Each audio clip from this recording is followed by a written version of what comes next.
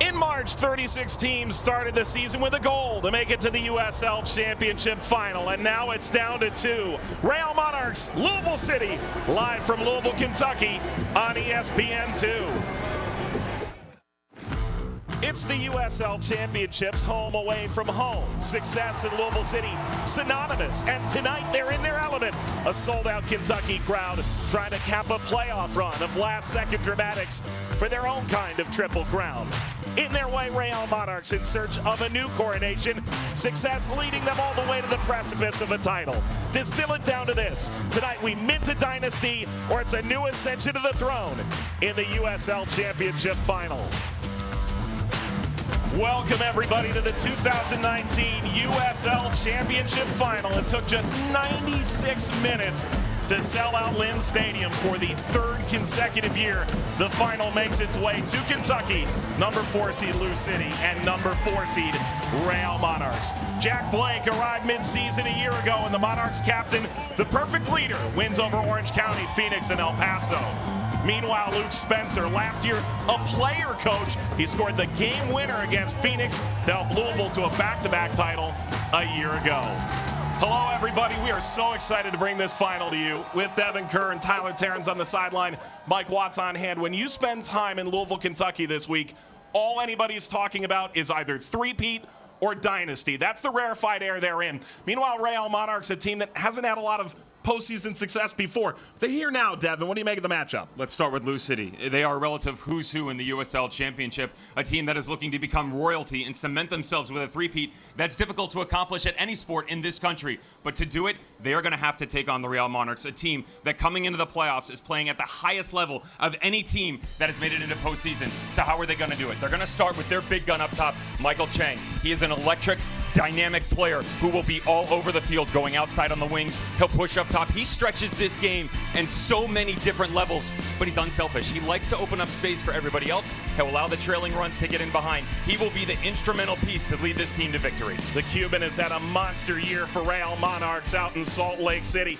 Meanwhile, for Louisville City, how about Magnus Rasmussen? He's been here, but I mean, this year really different. The biggest question for Rasmussen coming into this season was, number one, could he be an impactful piece in the starting 11? Check that box. Number two, could he replicate the beautiful run of form we saw in 2018? He's almost doubled his numbers. Now he's looking for 90 minutes for glory for his boys in the purple. Back in 2015, he scored the first goal in club history.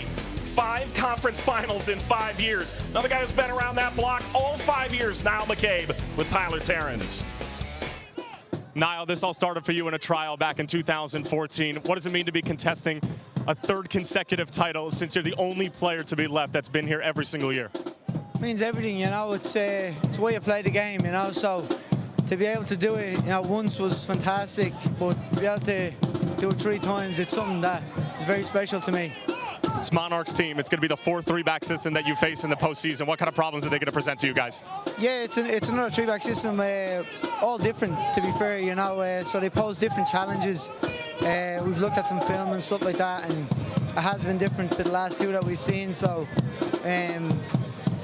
we'll just, hopefully we've prepared well enough to be able to cope with it and causing some problems on the other end. So. All right, best of luck, mate. Have a blast. All right, so here we are again from Louisville, Kentucky. A 3rd straight year. Is this the Triple Crown? Louisville hopes so, or is it an ascent to the throne for Real Monarchs? Plenty more coming up after this.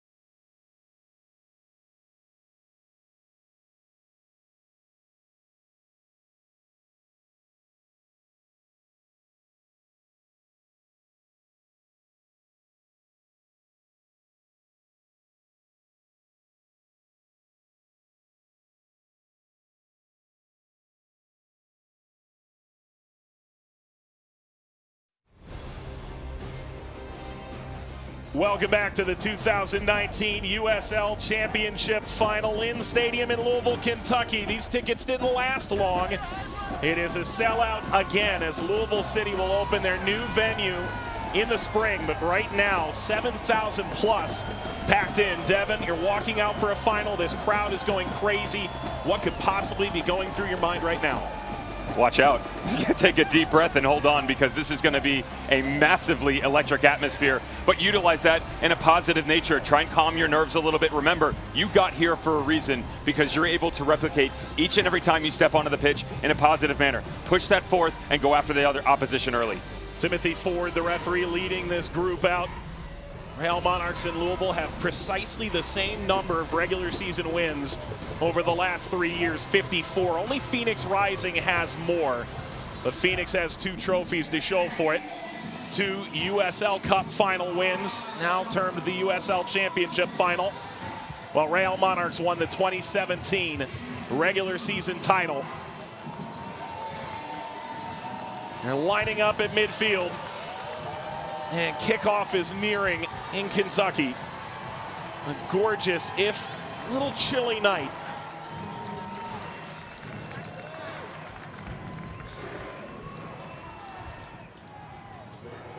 Devin, there's something to be said for either your first time or having been there before, as Jake Edwards, the president of the USL, Alec Papadakis, and Carlos Cordero, the president of US Soccer, dignitaries set to meet with all the players here. Ultimately, Devin, regardless of where you are, if you're Louisville, you're thinking this is a chance to establish a dynastic power, something that North American soccer really has not seen. A lot of people also are kind of looking this as a David versus Goliath when it comes to Louisville and everything that they've accomplished before. But do not sell the Real Monarchs short. Regardless of the fact that they're coming in here without one of their leading scorers, this is a team that can toe the line with the best of them, and they have come here hungry and ready for victory. We're ready for lineups and kickoff after this.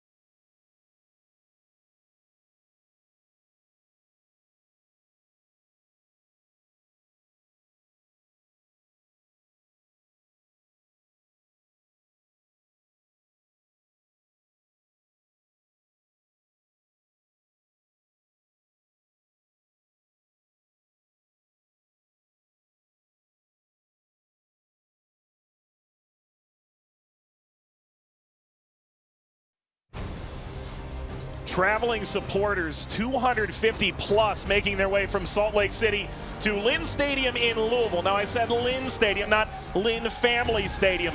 That's the new venue that'll open a year from now.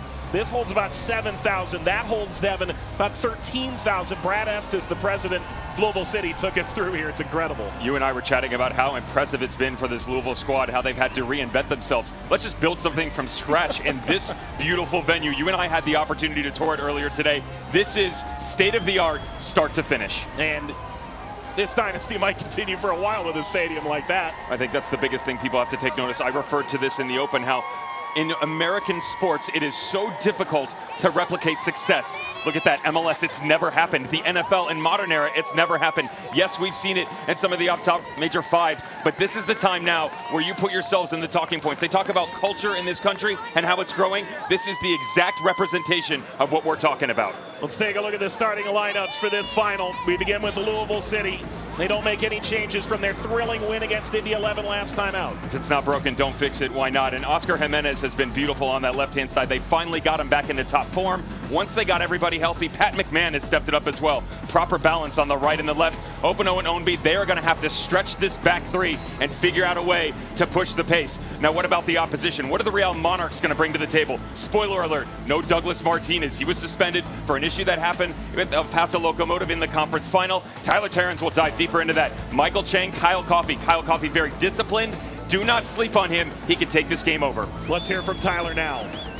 While Lou City have enjoyed a stranglehold on this league since their inception, Real Monarchs' success in the postseason has been a bit of a novelty, especially considering they won their first postseason match just a few weeks ago against Orange County in the quarterfinals. But when you look at them as a whole, their success really shouldn't come as a surprise because they put themselves in a position to be successful in the postseason, but they've had some heartbreaking ends to this season. Let's look at 2017, runaway regular season champions under Mark Ridds. They fall in penalty kicks in the first round. 2018, same story. They get a top 4 seed and they end up falling in a late goal to Reno. But with all that said, they're contending on the league's biggest stage, but they're going to have to do it without their leading talisman in Douglas Martinez. We're underway in the 2019 USL Championship Final. Louisville, Kentucky playing host Lynn Stadium as it's Real Monarchs from Salt Lake City taking on Louisville City FC. Well, how's this for a story? David Ochoa is the youngest goalkeeper to ever start a USL Championship final. He is the second youngest to ever play in one, and no goalkeeper 18 years or younger has ever started an MLS Cup final. This is pretty unprecedented, but he's the future. And there's a reason that he's starting to get regular appearances for the youth national team. A worldly talent that this organization has really found out a way to nurture at the highest level. And you have to understand that when you get into the Real Monarchs and obviously their relationship with Real Salt Lake, they rotate a lot of players. 40, 50 guys have had the opportunity to at least make it into the 18 for the Monarchs this year. But with all of that rotation, this is a system. That system has changed over the course of the year, but everybody has stepped up when called upon. McMahon.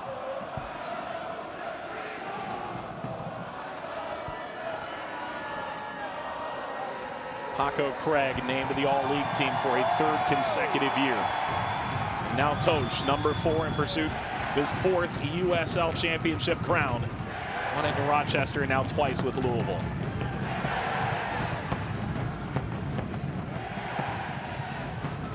Easy enough for Holt. Blake.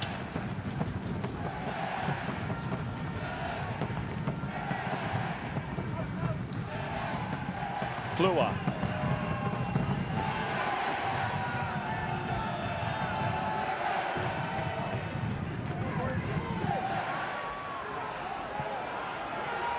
A little bit of a push perhaps from Paco Craig. And that's not going to make Michael Chang any happier. He's waving his hands behind the scenes, telling the sideline official, keep an eye on me. A little protection. That's going to be a fun battle all night long. He, Paco Craig, two big bodies that love to exert their will on the opposition. And, just what is that going to look like for Michael Chang? As we alluded to, and Tyler Terrence dove into a little bit, no Douglas Martinez. Some issues in the Western Conference final boiled over into a suspension for him. In steps Kyle Coffey, and Kyle Coffey a bit more disciplined in their actions going forward, which can allow you to hold your shape a bit more. Douglas Martinez, just athleticism is what seems to take over for him. So without that, who then steps up? Noah Powder's one of those guys on the outside that can do just that in the right wing back position. Turned over, Chang, and flicked over the top by Mulholland. Contact there. Tim Ford has an early decision to make. Allows play to continue. Kyle Coffey went to ground, and Jack Blake is down behind the play as well. And Jamison Olave called to the fore immediately. The interim coach for Real Monarchs. Inside 5 minutes. How about the beautiful ball that's floated up over the top here? There's Noah Powder on the outside, quick little ball, and that's the first one on Jack Blake on the near touchline that we were just talking about. And Blake catches the trailing knee of Brian Ownby right into the midsection. They started to counter and go the other direction. Jamison Olave not happy with the referee. Olave, former MLS Defender of the Year, replaced Mark Briggs, and believe it or not, it's been a real turnstile for Real Monarchs over the years. Freddie Juarez, Mike Petke, Mark Briggs, Martin Vasquez, and Olave in his second stint as the interim.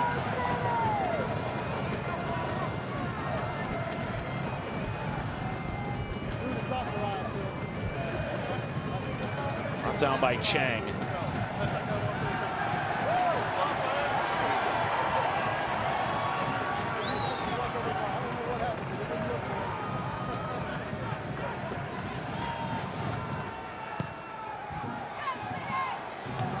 Devin, when you and I spoke with coaches and even some players around the league leading up to this game, we talked about the difference between the Eastern and the Western Conference.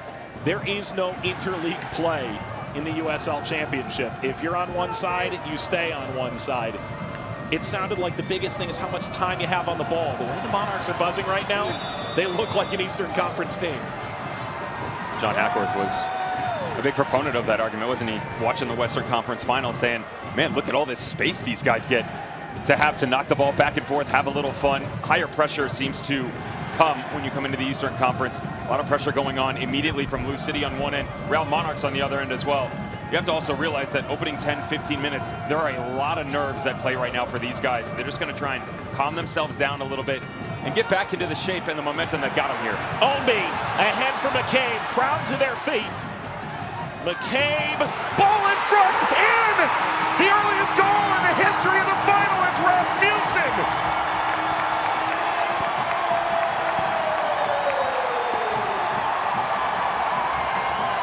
His storybook season continues, number 17 of the year. We told you, number 7, Magnus Rasmussen, he had to be the guy to step in and get this done. Watch the beautiful rotation by Louisville City. Their number 9, Luke Spencer, dropping down in deep. Brian Ownby, the guy who's been the mainstay on the left-hand side.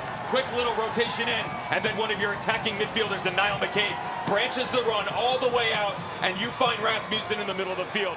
The key question was, could he re-replicate the form from 2015? Yes, he can, and he does it inside 5 minutes. And we're off and running.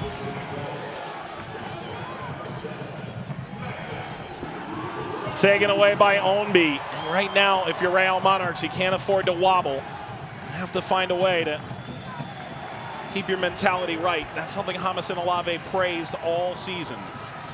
This is exactly how you did not want to start. You wanted to give yourself the chance to go after a bit of momentum. You're on the road, hostile environment. Yes, they had a lot of fans who traveled here. We'll dive a bit deeper into that. But inside of 10 minutes, you got to make sure you do not concede. And they have put themselves behind the 8 ball. Powder lost it. Ownby fires it across, looking for Spencer. And Powder this time able to knock it away, avoiding a total quagmire in the opening 7 minutes. Bounces all the way to Ochoa.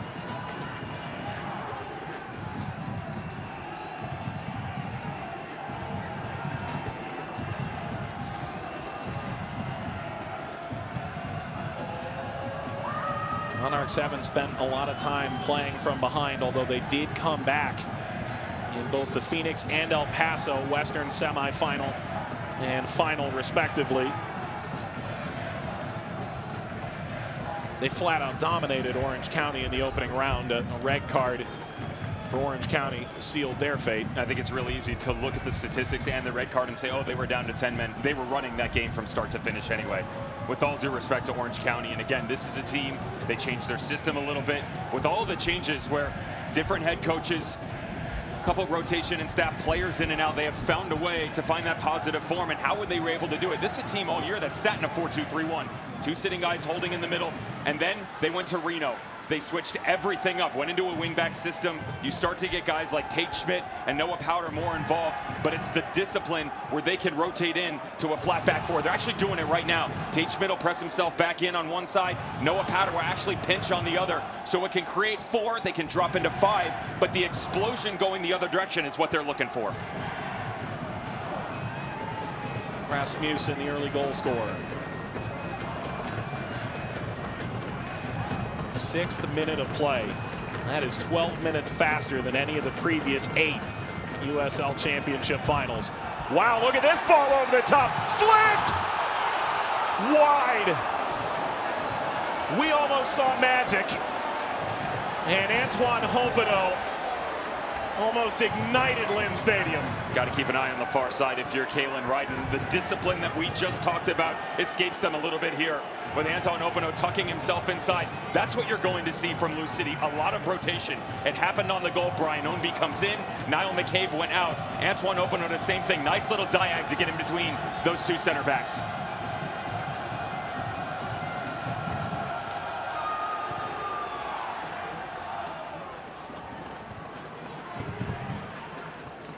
Knotted down right at Ownby.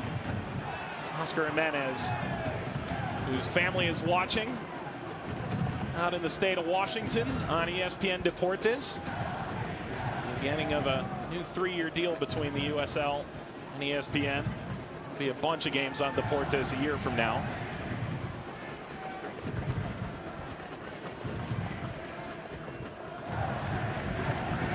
Tosh.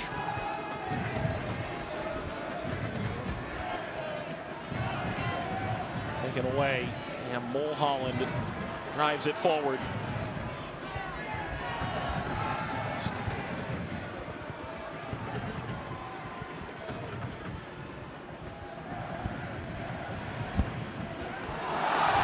Big contact there from behind, and Plua. It's hard to make Luke Spencer fall hard, but clash of titans up there. Unfortunately, the momentum by Conrad Plua coming off the back line, just overtaking Luke Spencer. Again, not something you regularly see. I actually don't mind the challenge, to be honest. Let's throw some force around a little bit. Lou City pinging the ball around nicely. And the boys in the white jerseys doing a lot of chasing. Every now and then, just remind them, yeah, you may have most of the possession, but we're still here for the fight.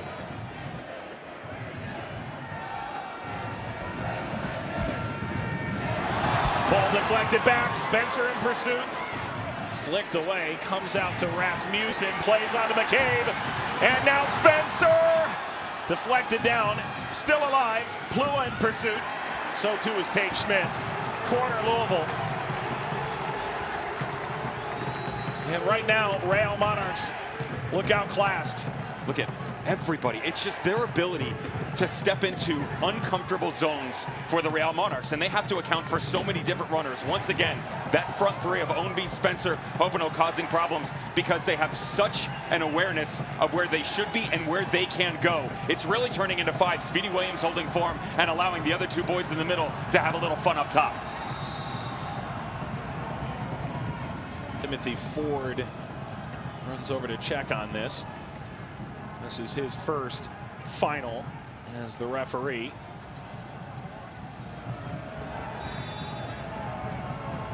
Jimenez short.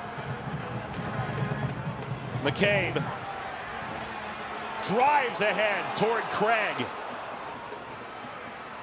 Flares out toward Hopino, kept it in. Hopino steps around and knocked aside by Ochoa. But the frustration by David Ochoa after the save, literally kicking his goalpost. This has to come from the sideline now. These boys are rattled. They got to have a communication with their management staff on the sideline. That starts with James and Olave to just settle these guys down. They have gotten here because of everything they were able to do in a positive light, and that is all being pushed to the wayside right now. It'll be Jimenez.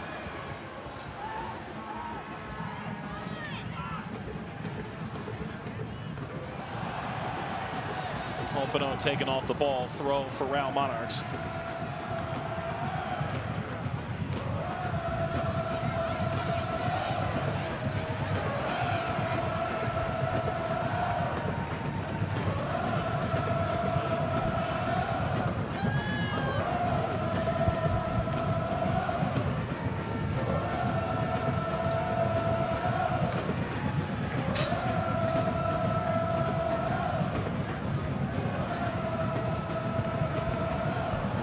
Menez turns it over. Right to Holt.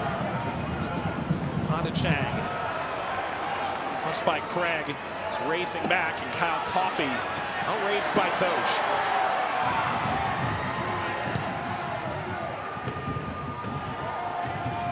There's an appeal for a handball that goes unhurt. And played through for Ownby. Klua backing in. Ownby!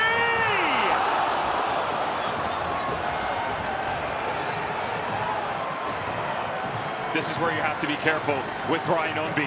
You have to account for both feet because they've rotated in so many different positions. Watch him.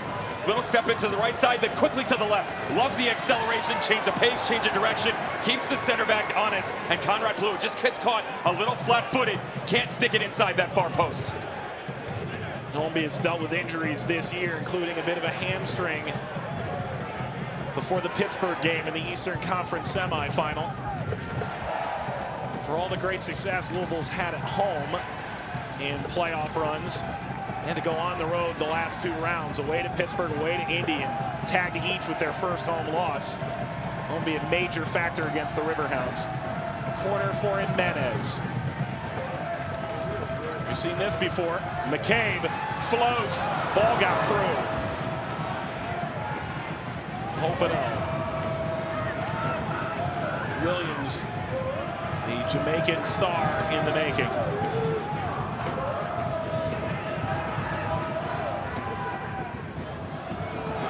Ball stuck by Schmidt. Ownby rips the cross. Gets by Powder. A little bit of a touch leads to a corner.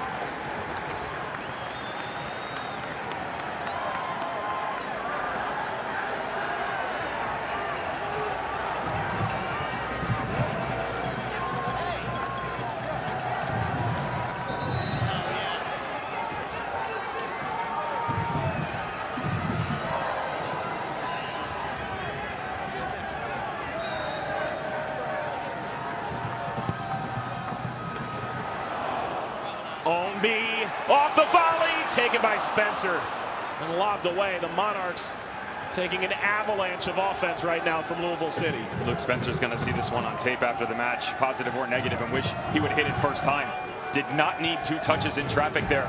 Did a good job by keeping it alive on the back post, but when it comes back to Luke Spencer, he's just got to release that. And one thing you have to realize right now, when they were on the road against Indy in the Eastern Conference Final, they had the better run of form, but couldn't create any chances. Indy actually went out and got in front of them at the start of the second half. Now, they creating so much, you got to finish something off because you cannot allow the Monarchs to stay within striking distance.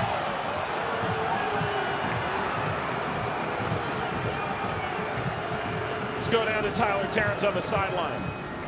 Yeah, guys, following the Brian Ownby chance and the Antoine Opino chance, Niall McCabe immediately went over to Oscar Jimenez and said, when the early ball is there, play it, because you're seeing the outside back and Noah Powder stepping up, and then Eric Holt has to rotate over, and then it's Conrad Klua, who's a bit late, and all that space is in behind the back line. Niall McCabe made it very clear to Oscar to play the early one if he sees it.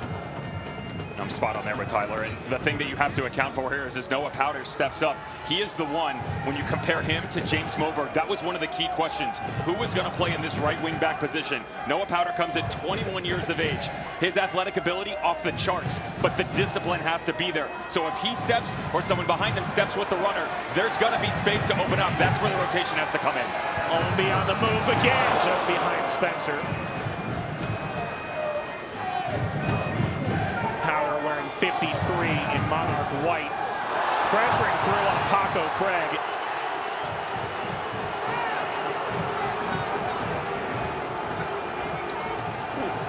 It's a bit of frustration, right? Just overextending yourself. And if you're going to do it, look, I'm not advocating nastiness like this, but if you're going to put a challenge in, you don't want to do it right in front of the fourth official or in front of the head referee. Timothy Ford right in the middle. Again, that's where, when you're behind 15 minutes, they haven't played chase from the start of the opening whistle. And that is when you start to get outside of yourself. You see Jack Blake just now rotating over to the right-hand side. I don't mind the fact that he's doing that, but that's when space starts to open up in the middle. You have to calm things down. They're a bit flat with their shape in the middle, to be honest. Keep an eye on guys like Rasmussen, Niall McCain, and Brian Omby. They are having a field day going anywhere that they please. Spencer trying to step through, and Pula able to get it away. Can Monarchs hit against the run of play? Jack Blake, who's finally healthy. Blake again. He's Young Player of the Year in Jacksonville, last year in Tampa Bay. Coaching change there. And the Monarchs made an immediate impact. Portillo. Powder way extended. Knocked away by Jimenez.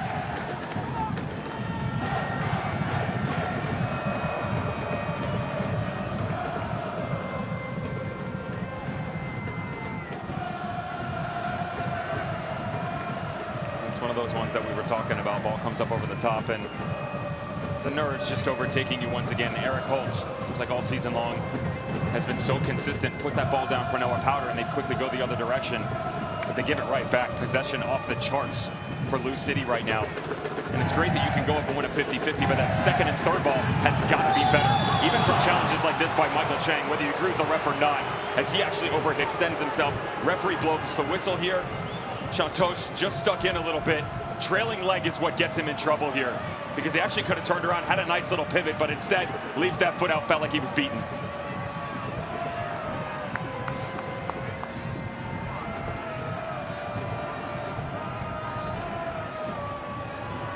He'll be knocking this ball right at the Coopers and the Purple family. There are heretics in there, I've been told.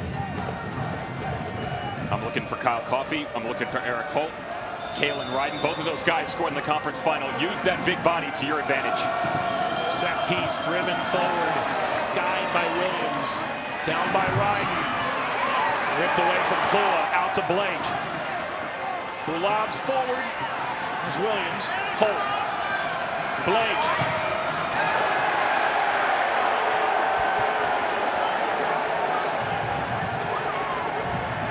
It's seen better days, hasn't it?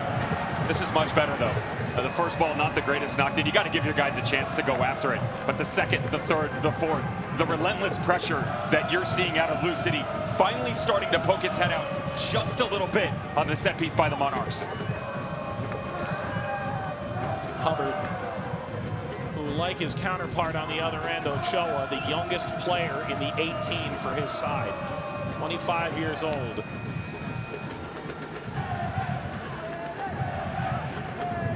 Hubbard again. Never thought he could play for his hometown team.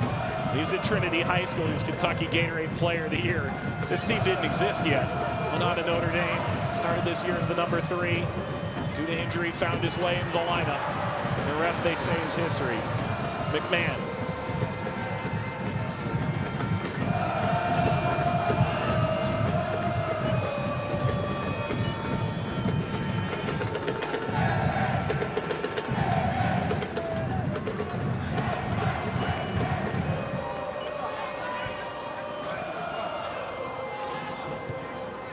Jimenez moves it on to Omby, trying to slip by Holt. Just keep an eye on the shape for the Real Monarchs, especially on the left side for Lou City, right side respectively for Real Monarchs. Jack Blake getting pulled out in the middle a little bit. Williams, overlap arrives. McMahon over Rasmussen, taken by Omby. And quaffs the cross that's knocked wide. Hopino again, making himself more than available. You and I were chatting at training yesterday and said that when it came to set pieces or balls being whipped in, didn't exactly think Antoine Opino was going to be the one from an aerial threat standpoint. But why not? Quick little ball into the near post. The trailing run once again. Conrad Blewett does not account for it. Kalen Ryden, you got to put your hand down. Play to the whistle, my friend. You've heard that since you were a young kid. And once again, you have made a bad decision. They have to start thinking faster. No team in the Eastern Conference this year had more crosses either off corners or in the run of play than Louisville. Chang plays it on. Brilliant chance for the Monarchs. Excellent slide by Williams. Denying Tate Schmidt on his old college stomping grounds. And now we're seeing a counter punch from Real Monarchs.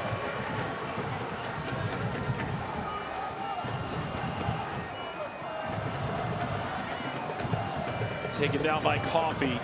4 goals in the last 10 games. In for the suspended Douglas Martinez.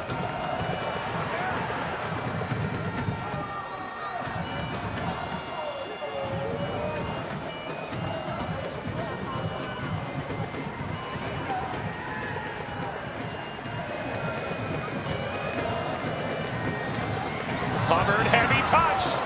Got it away. Dangerous moment. Devin, we're starting to hear Speedy Williams being talked about as maybe the best central midfielder in this league. And he showed why a moment ago.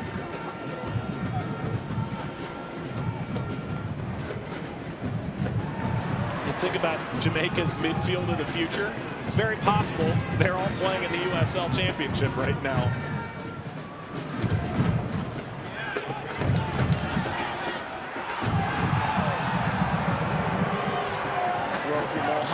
Schmidt. Now to Powder. Schmidt paid a price for that. Powder is looking for Mulholland. It's a corner for Real Monarchs. Notice how this is starting to play out for itself right now for the Real Monarchs. They're giving Lou City a taste of their own medicine. Number 21, outside wingback Tate Schmidt on the left-hand side, starting to cut in a little bit, questioning Lou City as to who's actually going to challenge it, because you had the late run by Noah Powder. I really like what I'm seeing out of Luke Mulholland, the holding midfielder just underneath Jack Blake. But to put this all together, they got to find a way to get Jack Blake, the Englishman, in the middle of the field, involved in the run of play a lot more. Powder pounds across toward Blake and taken down by Mulholland.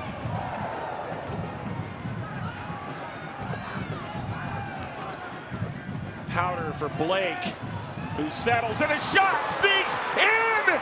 Equalizing goal! Eric Holt, who scored the game winner at 120 minutes a week ago. And we're level at 1.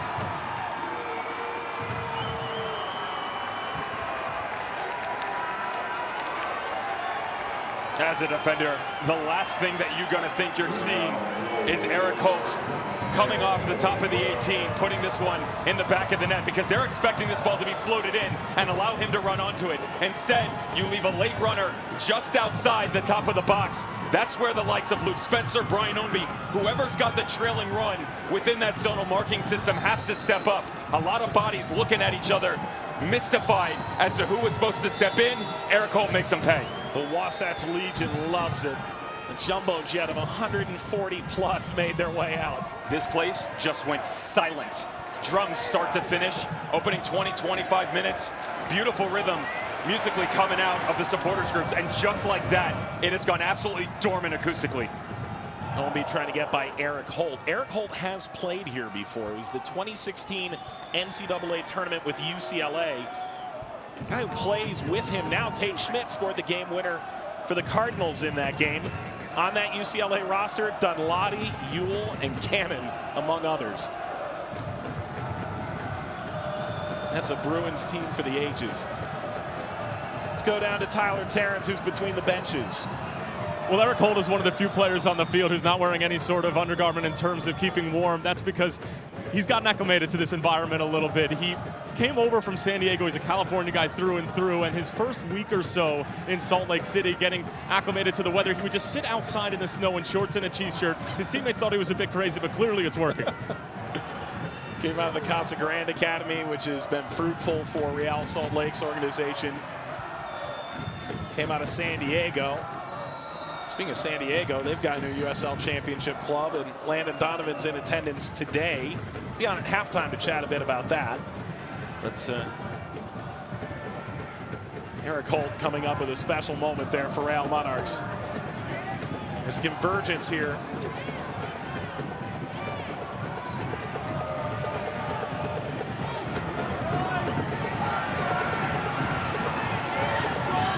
Pressure building. That's got to be better there from Chris Hubbard. Shantosh should have released earlier, but he actually had the option to go to his goalkeeper across.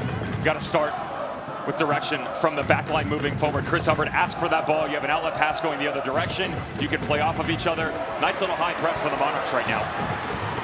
Taken by McCabe. Hopino releasing. Ushers it through. Keeps it alive. Works on Ryden.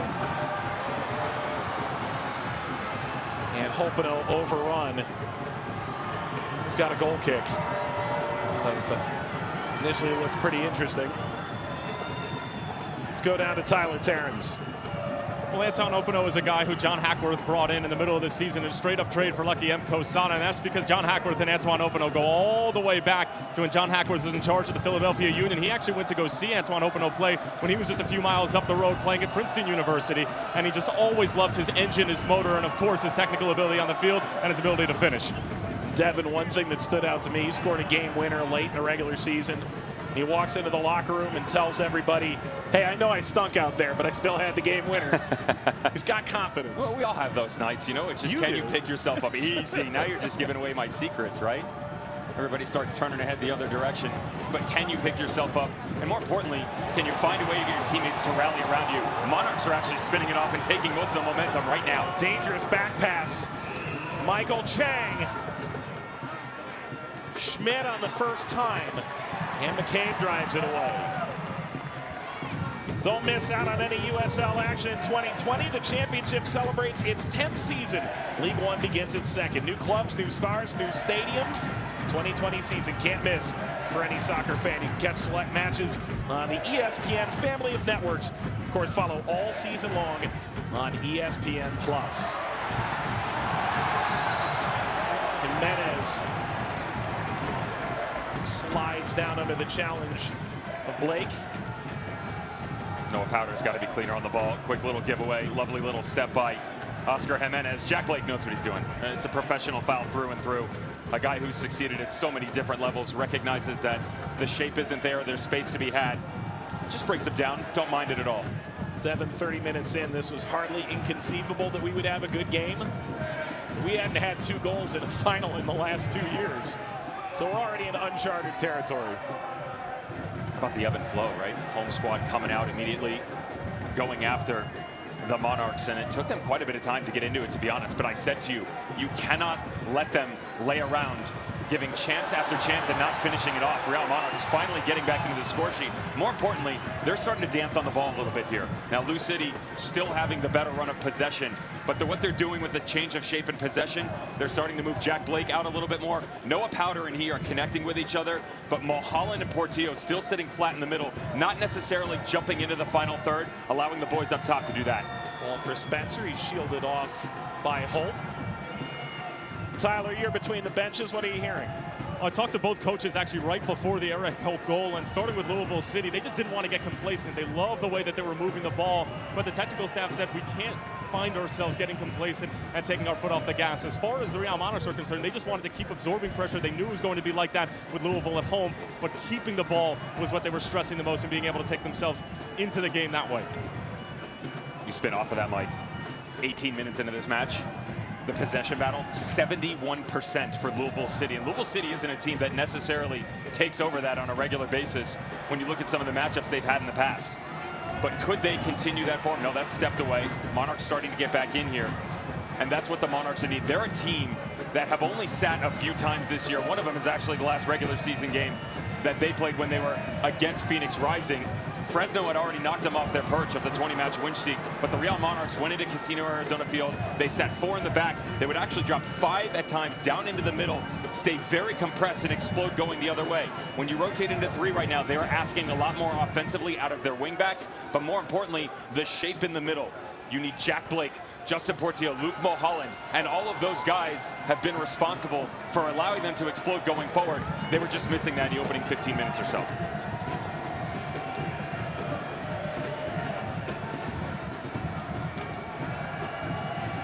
'19 USL Championship Final from Louisville, Kentucky. Louisville essentially on the Belmont piece of their Triple Crown. They're looking for their 3rd consecutive title. Well, Real Monarchs look for their first. Do have a piece of silverware on the 2017 regular season. Were immediately ousted as the #1 seed in the Western Conference playoffs.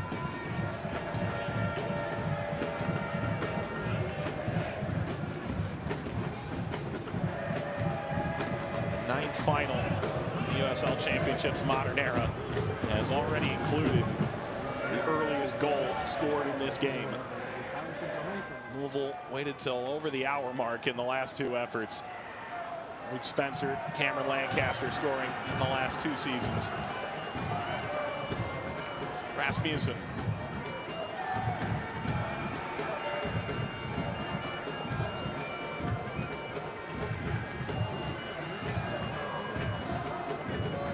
Hennes.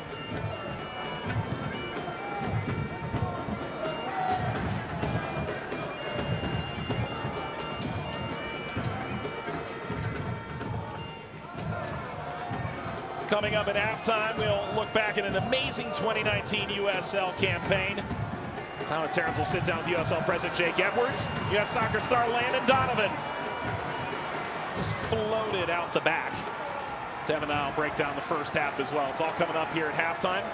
There's some interesting topics at halftime that I think people should probably stick around for. Do not tune out. I'm going to set this up for you right now. Knowing what's coming in that conversation, sit down, grab some popcorn and adult water, whatever you want to do. The conversation that we're going to hear between Jake Edwards and Tyler Terrence is must-see TV. Obviously, San Diego naming their manager, their head coach. I've heard of him. Landon Donovan. Heard of him, absolutely. Queensboro FC just announced this past week, bring the World's game to the World's Borough. And finally, I have a home team. He's just making us all look bad. You know, he dominates the youth national team. He goes into the national team, both international and his domestic career. Blows that out of the water. Records all over the place. I'll try my hand at ownership and management. Why not? Another notch on the belt. No, good for San Diego. And David Villa leading that outstanding future expansion in Queens, New York. It's Oscar Jimenez just on the tail end.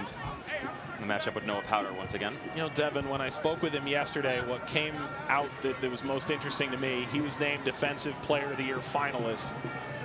He was a 6 or an 8 at Western Washington, even in high school. He hadn't played right back since 2008 as a freshman, even though he looks like he's still only like 25 years old. He's 30. You can see that with the way he plays, though. His distribution coming out of the back, set piece opportunities, his willingness to attack going forward. And that's why you'll see him tuck in a little bit. He'll obviously stay disciplined on this left-hand side, but he's not willing to go quick either. He'll that quick little touch around you. He'll go inside himself, but he'll allow the space to develop. He does not force the issue. He spent the first half of the year at right back. Sean Francis was on the left. Mid-season, the paradigm shifted, and Jimenez picked up immense form at the back end of the year. Portillo. Too high even for Holt. Blake. Mulholland. Picking out Michael Chang. Jimenez took the brunt of that. Heavy bounce. Coffey drags it through. Coffey tight angle off of Craig. This is some of that discipline I was talking about, Mike, where Kyle Coffey does not hit the panic button. A bit of a difference between he and Douglas Martinez. Just playing off that back shoulder a little bit, perseveres through all of the pressure. Trying to get a little bit quirky here on Chris Hubbard on the near post. Deflection goes out over. This is that pressure once again from the Monarchs. Set pieces are something they're very impressive at. The corner and a header is wide from Plua.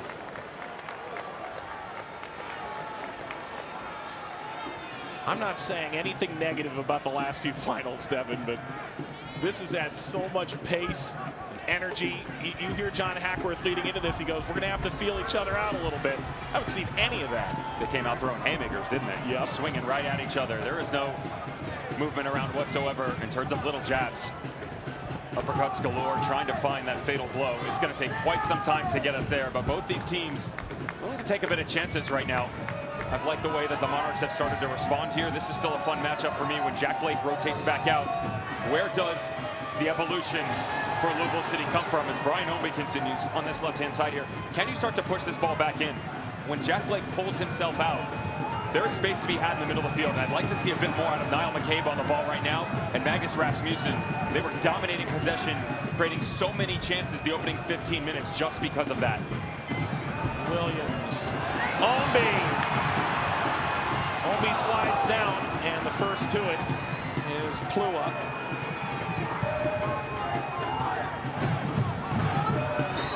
And Coffey knocked down. Tyler, what's the latest on Oscar Jimenez, who just picked up a knock? Oscar Jimenez went down just a few minutes ago. They sent Akil Watts to go warm up. I asked Danny Cruz, the assistant coach for Louisville. He wasn't sure whether or not he was going to be able to go. About a few seconds later, Oscar Jimenez gives the thumbs up sign to the bench. He'll continue. You write his name in wide Sharpie on the lineup card. Oscar Jimenez has been a stalwart for this side for years now. I just went to a metal plate and just etch it in. It's a lot easier than Sharpie. Yeah. Sharpies will eventually erase. Ball slipped ahead for Hopino, and there's Ochoa.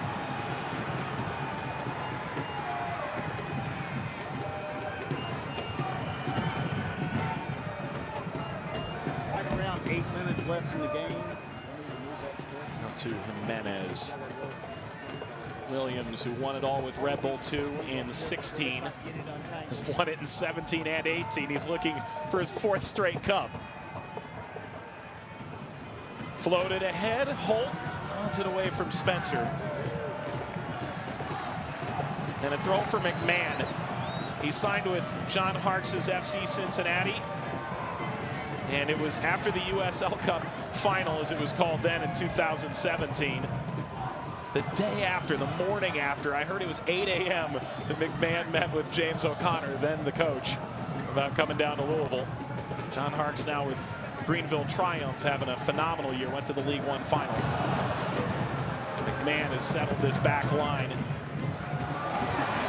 Tosh steps forward. That's a beautiful step by the center back, Sean Tosh, who you referenced Jimenez before, how he played a 6 or an 8 in college. Sean Tosh, you could make the argument for this squad might be one of their MVPs alongside Speedy Williams because of his willingness to adapt to really difficult situations. They've played him in the 6, they've played him in a marking back in the 3. Right now, obviously sitting alongside Paco Craig, but not afraid to step out of his comfort zone. Ownby dragging further, and Jimenez widens out. That service left something to be desired.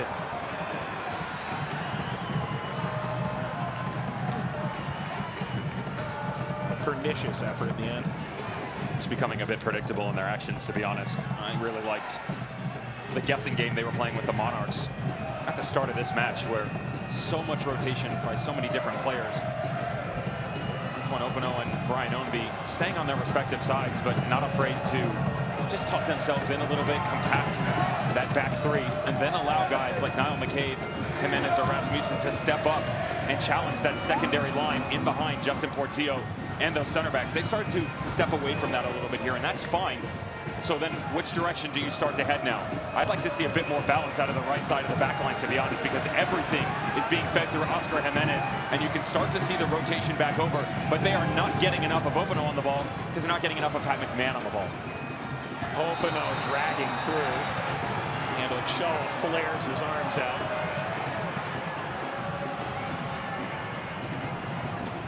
There's the man we were just talking about, Antoine Opino. Well done in the 2v1. Luke Mulholland has the pressure there. Kalen Ryden starting to figure out the questions that are being asked of him on that left-hand side. Credit to the communication coming off the bench with Hamas and Olave, Conrad Blue, and Eric Cole. They're starting to get on the same page now. But the finished product still escaping the visitors right now. Slow start, and this is definitely not the level that I was referencing of how high it's been coming in. That'll be a communication issue between he and Matt Glazer at halftime. How can they get the ball out in front of these boys? Guys like Tate Schmidt, Noah Powder, so much offensive talent, but right now, to be honest, they're really reserved and have to sit on the defensive side of the ball. Chang, Mulholland, trailing run of Schmidt, Portillo.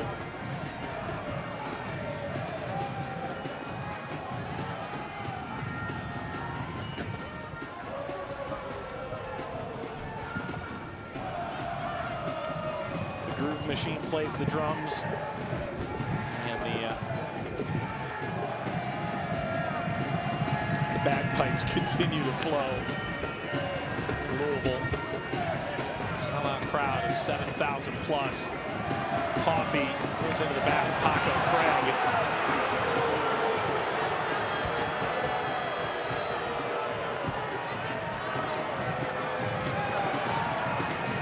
It's a team whose average attendance this year was actually higher than the capacity of their venue in the USL Championship final this year.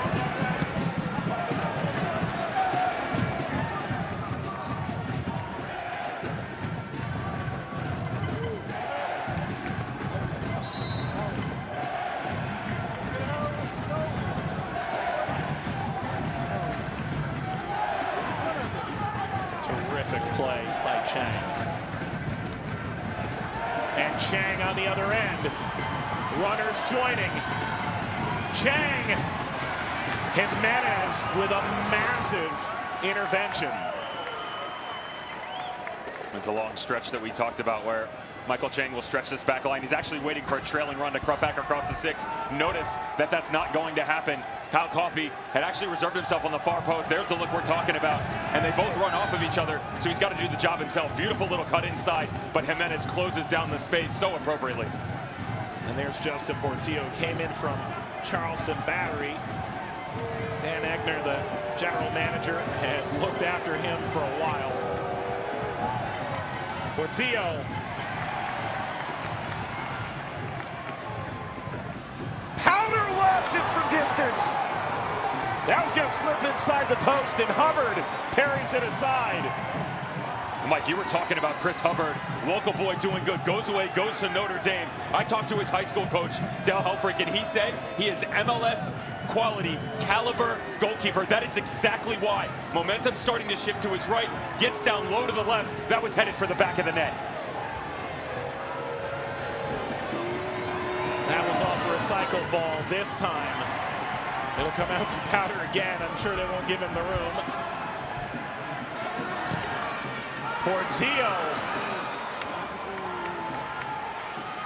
pops back to Mulholland. Header snapped in. Conrad Plua. Real Monarchs take the lead right before the half. And a man who won it all in 2016, months after suffering a stroke with New York Red Bulls, has put Monarchs ahead. Secondary chances. I said Lou City would rue the day that they did not finish theirs early on. Well, they have let the opposition back into this match and more. How about Luke Mulholland? Actually slips going to ground on this one, but recognizes, pulls his back across his body, and he knows that Kyle Coffey, Conrad Plua, and a couple other boys from the back line are still going to be laying and waiting. Just dish it up on a silver platter and go get it, my friend. Last 4 goals for the Real Monarchs, all coming off the back line. Plua scored an incredible bicycle kick back in August, but I bet this one's much, much sweeter. The side from Salt Lake, particular Harriman, Utah, taking a 2-1 lead after Louisville struck in the 6th minute, and we're halfway through the allotted stoppage time. First goal of the playoffs for Plua is 3rd in all competitions this year. For the first time, Louisville's trailed the USL Championship final. Both of their wins came 1-0 over the last 2 years.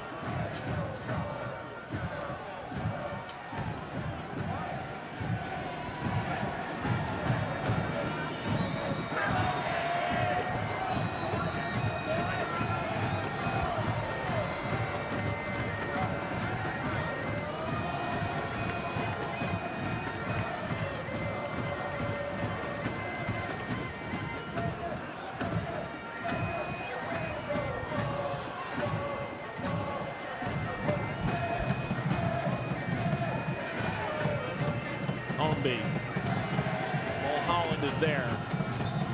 He's lost to the touchline. Kalen Ryden tried to clear it away. The goal did come right at the beginning of stoppage time. So one must imagine Louisville get a chance to see this out.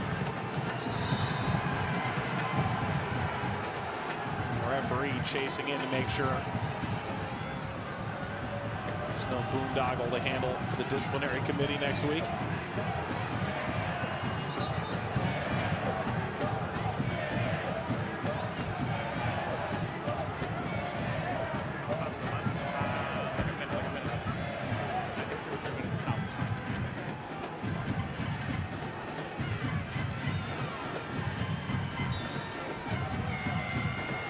Is there any skullduggery here at the end of the first half from Louisville? There's not. First half whistle. Devin, 2-1 Monarchs. Are you really that surprised? No, I'm not. And I'm not surprised where the goals came from either, because when you watched in the open run of play, Lou City had no problem. Set pieces and restarts has been an issue for this team over the course of the season. Real Monarchs were living quite vicarious through the opposition. They found a way to counteract it, but do not sleep on John Hackworth. Second 45 minutes, that's the coach's half. He knows what he's going to do at halftime. Watch these boys come out flying. Well, these fans, especially those from Monarchs, have gotten a thriller so far. Tyler Terrence stands by with the leading goal scorer for Monarchs, Eric Holt. Eric, you guys were on your heels for the first 15, 20 minutes. How were you able to battle your way back into the game? Just staying composed and sticking to our game plan, and we got one back, and now we're up top. So just finishing our game plan. Center back scoring again. What's the secret? Just putting it in, man. That's it. All right, best of luck. Two center backs scoring. What a story it's been here for Real Monarchs. Devin Kerr beside me is shaking his fist with excitement. 2-1 Monarchs over Louisville. Magnus Rasmussen, the opening goal. But Holt and Plua have their response. Halftime coming up.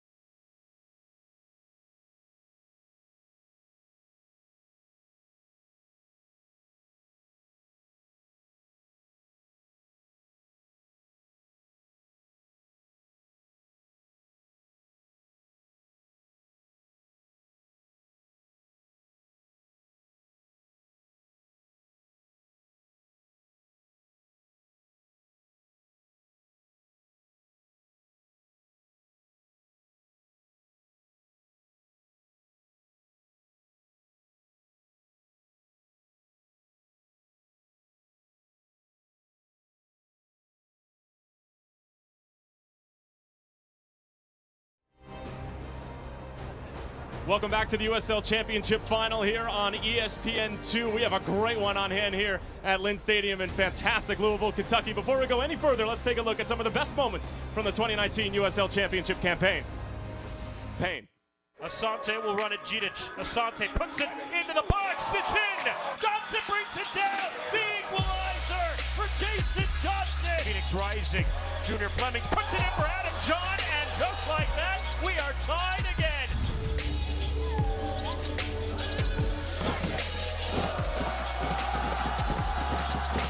Group. We had taking it already a goal tonight. We had.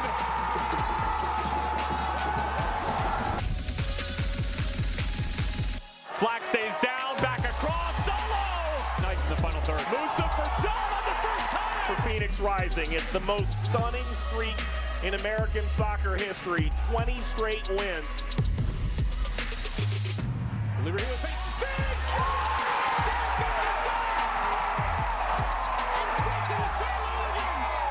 Now it's Mower on the first time, still loose in front. Brader, still loose. Hamilton, and it's in for New Mexico! Another milestone for the USL in 2019 was the launch of League One, third division in the American soccer pyramid, and at the end of a grueling 6-month schedule, it was the 3-seed Greenville Triumph traveling to Frisco, taking on the number 1 seed in North Texas. The final for North Texas was no different than the regular season. A dominant performance from start to finish, and despite a valiant effort from a John Harkes-led Greenville group, Eric Quill's merry band of youngsters triumphed, Arturo Rodriguez bagging the game winner in the 60th with a classy finish. A terrific atmosphere in the Lone Star State was enough to help North Texas hang on late, and in the first edition of the league's final, North Texas were atop the League One mountain, capping off an incredible season for all involved, setting the stage for a second year that has much to live up to.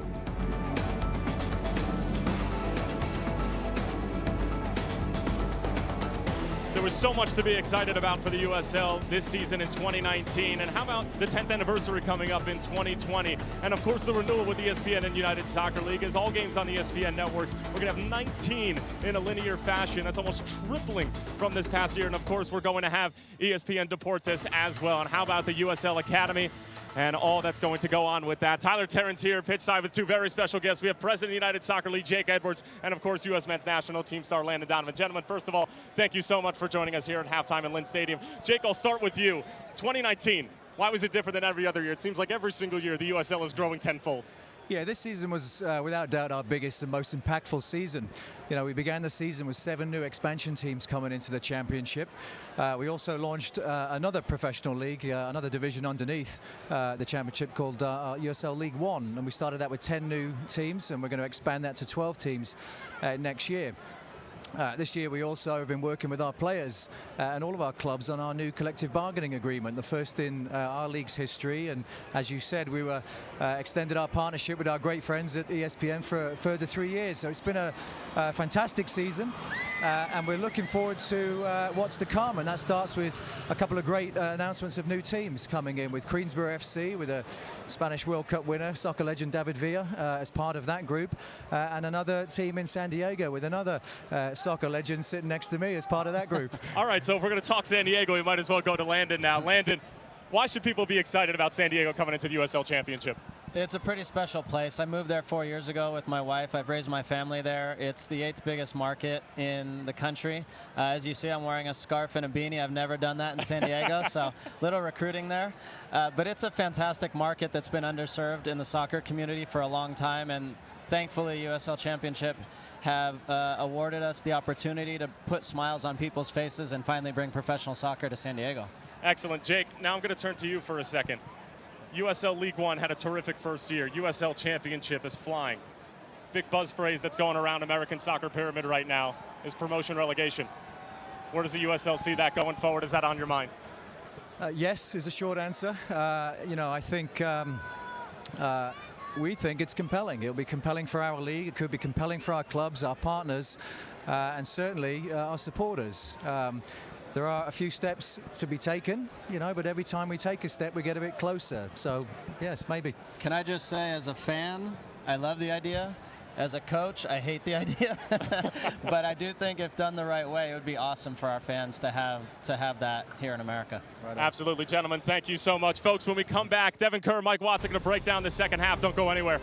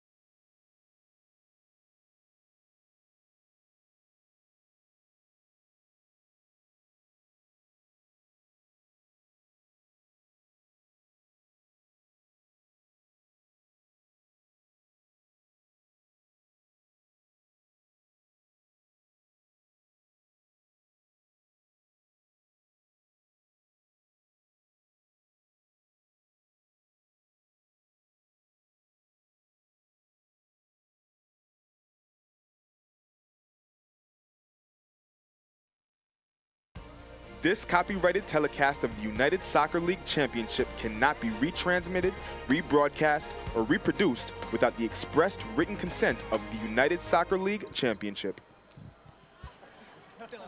Welcome back to the 2019 USL Championship Final. The crown's been worn by Louisville fans these last few years, and not to pontificate, but they thought this could be the making of a dynasty, but it's Real Monarchs with a 2-1 lead at the half. Mike Watts, Devin Kerr back with you here in Kentucky. Devin, that didn't exactly go according to script, did it? It was a roller coaster, huh? Second half's going to be exciting as well, but the question was, once Louisville got out in front, would they continue to apply pressure? They 100% did, but they didn't finish their chances. You allow this Monarchs team to stick around, they'll make you pay. That's exactly what we saw. So let's see how we started this match off. Lou City looked real nice. They come out, as we said, with a massive amount of pressure. Love the way that they were able to distribute in so many different directions, but for me, it was the rotation. Look at Brian Ownby. This is a guy who's played the 7, the 11, the 9, but he's the distributor in the middle. He's almost dropped into a false 10, lets Niall McCabe rotate on the outside, and they trust that trailing run is going to be there. When Spencer's not on the near post run, you've got the far post run right next to him with Rasmussen. There's 2 boys there, but it only takes 1. He gets his 17th of the season. So what does Hamas and Olave do? They continue to sustain the pressure, but they have to find a way to counterpunch. Where is that going to come from? Could it be a Douglas Martinez-less team going after Michael Chang? Could we find a way to get Jack Blake? No, it's going to be their top scorer, the center back, Eric Holt. I told you, do not sleep on the boys on the back line because they will step up and they will take advantage of those opportunities.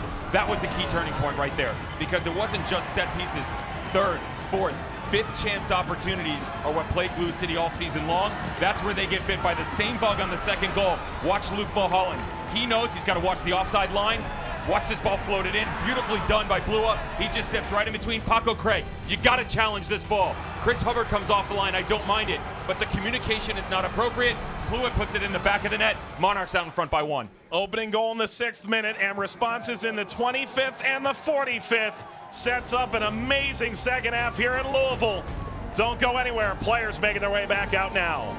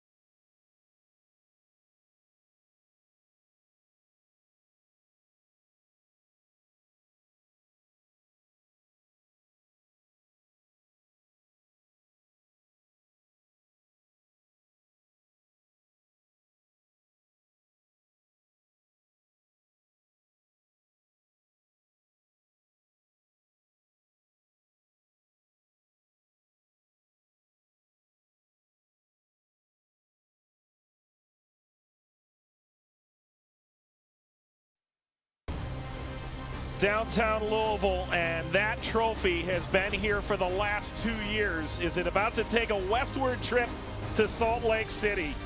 Right now, 2-1 Monarchs over Louisville City as we welcome you back in to a boisterous Lynn Stadium just outside downtown. On to the second half we go. 6th minute goal from Magnus Rasmussen.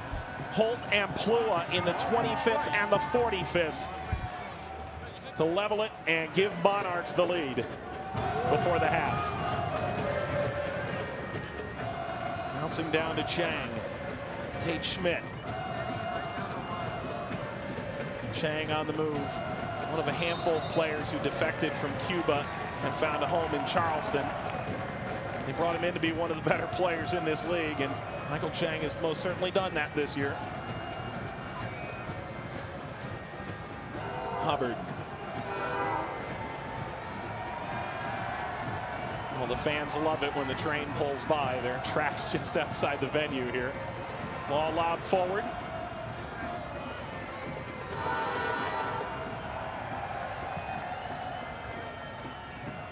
Off that of Chang.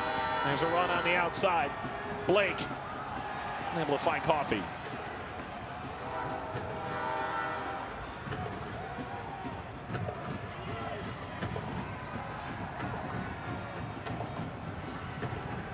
Rasmussen.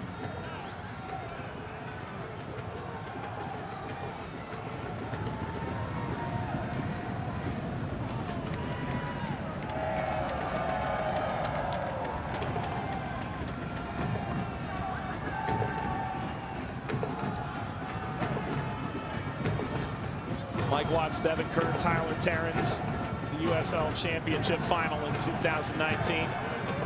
Now Devin, 2-1 Monarchs at the half. It felt like Louisville was still very much in control as Holpino goes down under the challenge of Tate Schmidt.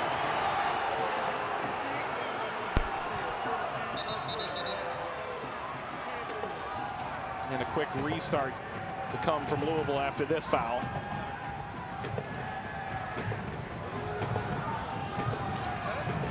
Devin, what did you want to see different from Louisville? Whoa, watch this. Rasmussen lashes down the tunnel. Well, that's a nice start.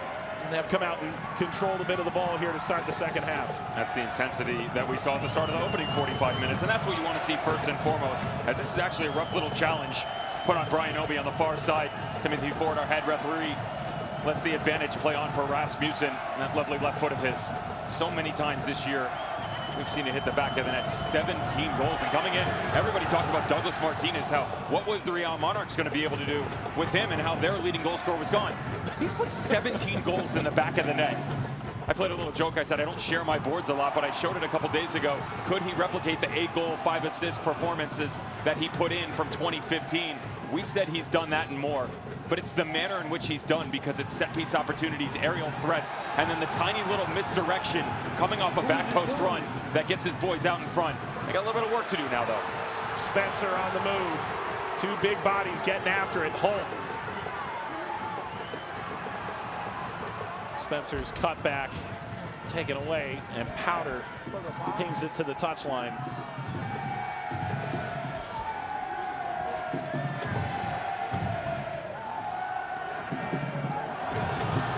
Look at this dynamic run from Chang. Rasmussen. Ownby.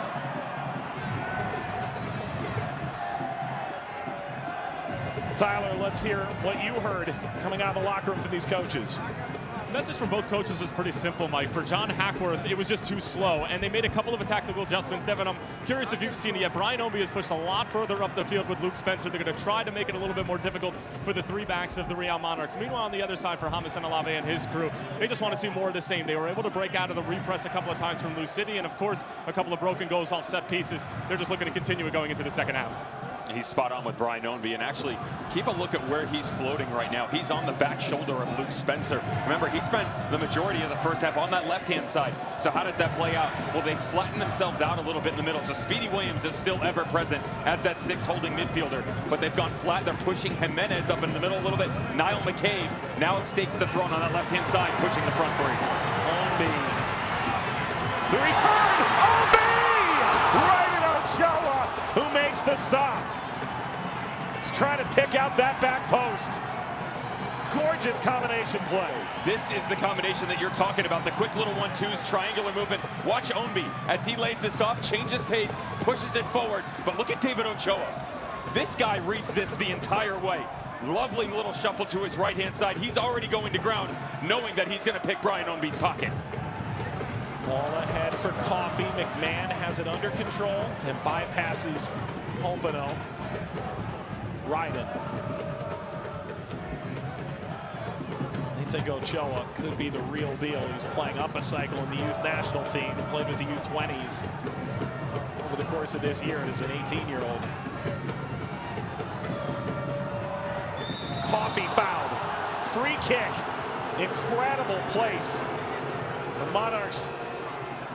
Potentially have a look at goal. Jack Blake sprints over to this ball. Noah Powder having a conversation as well. And Kyle Coffey just holding serve at the top. And that's some of the discipline that we talked about. You don't necessarily get out of Douglas Martinez, but you do out of Kyle Coffey, because he'll step himself back in. That's where Michael Chang usually sits when Martinez is his striking partner up top. Instead, Kyle Coffey knows that he can step back in, step on the ball a little bit. More importantly, he knows the challenge is coming, and he's willing to take it and go to ground. Is this Hubbard's moment to come up with a big stop? The wall is 5, and Spencer moves to the other side. Blake, Portillo. It is Blake off the wall. Blake a second time.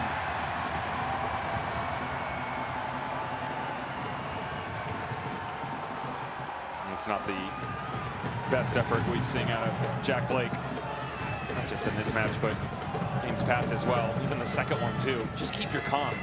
Those are those moments, championship moments, where when it's gifted to you, such as that, ball comes right back off the wall. Take a little touch, lean over it, put your laces on the ball, and at least go after the goalkeeper.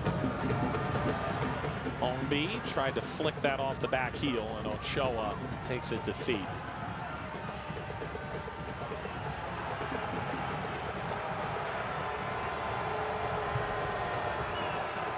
Tyler, what are you seeing out of Lou City right now tactically? Well, Anton Openo just went over to his coach and John Hackworth, and he said, listen, I'm open on the far side, because with Brian Ownby and Luke Spencer occupying 2 of the center backs, sometimes 3 over on the far side of the field, he ends up being all by his lonesome, so he wants the ball at his feet or in the space. Speaking of into space, Spencer tried to sneak through this back line.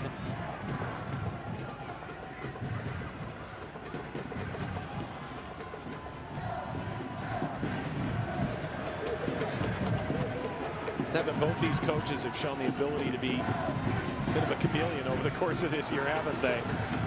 Thomas and Olave going to a 3-back more often. At times, John Hackworth referred to himself being a bit of a mad scientist when he was trying to put together up front.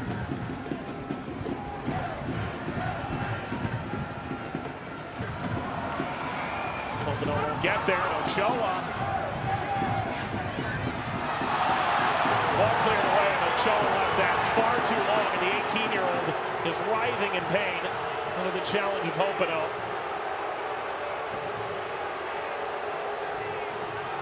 But if you're Ochoa, you had a chance to avoid that outcome. Taylor Ryden's having a conversation here with Antoine Openo, but to be fair, I saw David Ochoa pull a similar stunt. I'm not saying he didn't take a challenge here. He gets clipped. But the same thing happened in the Western Conference Final against El Paso Locomotive, where he baits Openo into this. He gets the ball. He comes right through the goalkeeper's legs, and you're going to see referees defend the goalkeeper. You're outside your 6. You should have known better. Openo's trying to step in here and win it. I have no problem with this challenge whatsoever. The locals here don't really appreciate it, do they? I figured out a long time ago that I'm not everybody's most friendly foe, but that's okay. Friend or foe, you decide. Devin Kerr. 9 minutes into the second half. Well, right now you can just feel the energy coming back into this place. I wonder if little moments like that turns the tide a bit.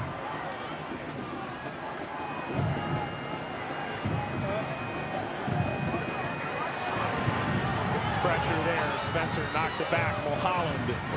Spencer. McCabe. Big ricochet. Knocked down by Ochoa.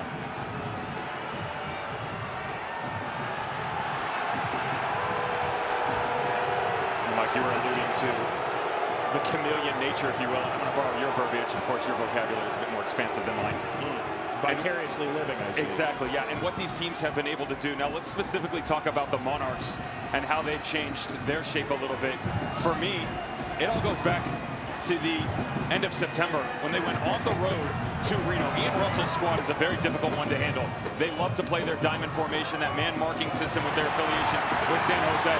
But both the back-to-back games when they're at Reno and then home against Orange County, that's the first 2 times we saw the 3-back system. How have they looked since then? Let's talk about their record. They have been so impressive in their nature going forward, scoring lots of goals, goal differential off the charts. They just have not necessarily looked the same so far. Foul from Spencer.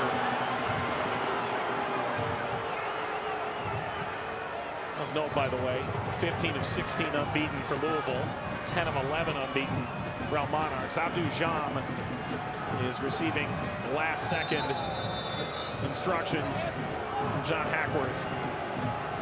Hackworth was an assistant to the U.S. men's national team under Bob Bradley.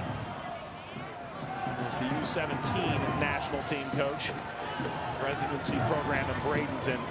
You talked to him yesterday, and it just sounds like there's nowhere he'd rather be right now than in Louisville. He'd rather be up a goal, I'll tell you that much. I didn't ask how he'd like to be. Just saying, just saying. Yeah. Craig Jimenez. This has potential. Jimenez did keep it in. Williams.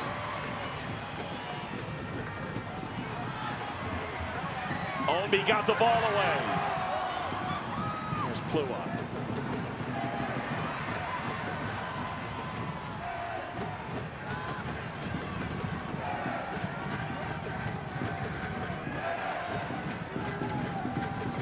Professional soccer match played domestically in the U.S.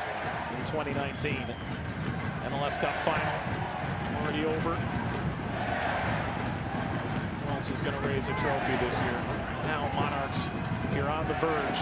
It's been a decade since El Salt Lake won the MLS Cup in 2009. Need to add Williams with a blast. Comes off of Ryden. And Ryden wins it forward.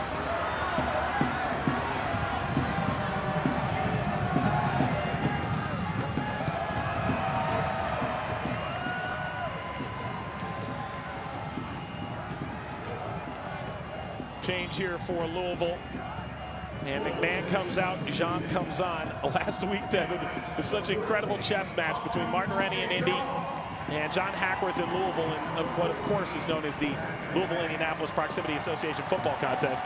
To see McMahon come out and Jean comes on, we're starting to see that now. Not surprised that the change is happening. Surprised that they're doing it in the 58th minute of the second half so early. So it's something they obviously talked about immediately happening in the second half. It is the exact same change that happened in the 71st minute of the Eastern Conference final against Louisville. So with Mann coming off, they're going to go to 3 at the back, but it still gives you versatility because Niall McCabe will shift over here to help out a little bit. He has the ability to now to drop into 4 if need be, but he'll still hold duties in the middle of the field. Tate Schmidt showing a yellow card. Led U of L to their first ever trophy, the ACC Men's Soccer Championship. A look at the play.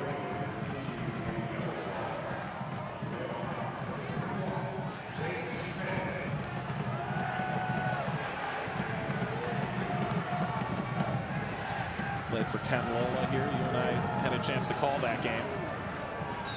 It was interesting picking the brain of Tate Schmidt, and I said, you know, I've been a fan for a long time. You know, been following your career, young career, of course, but former Cardinal, playing as the number 9 under Ken Lola, All-American, mind you.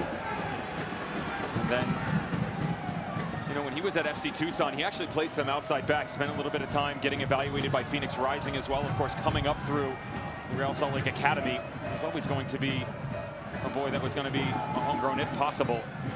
But what would he be at the next level? And he said, Devin, to be honest, I still don't know what that's going to be, but I can tell you right now, each and every time I step onto the pitch, not just matches, but our practice sessions, it is exploding my mind of how much I am learning. And that wingback role was something that you really wondered, okay, is this what he's going to be at the next level? He's checking a lot of those boxes right now. Ownby, return from Rasmussen. Blake slid in. Rasmussen refusing to give it up. Spencer. Challenge there from Mulholland.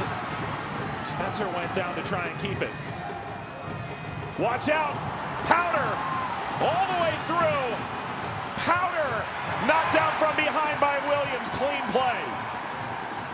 And a goal kick in the end. And Powder can't believe it. This challenge, Speedy Williams.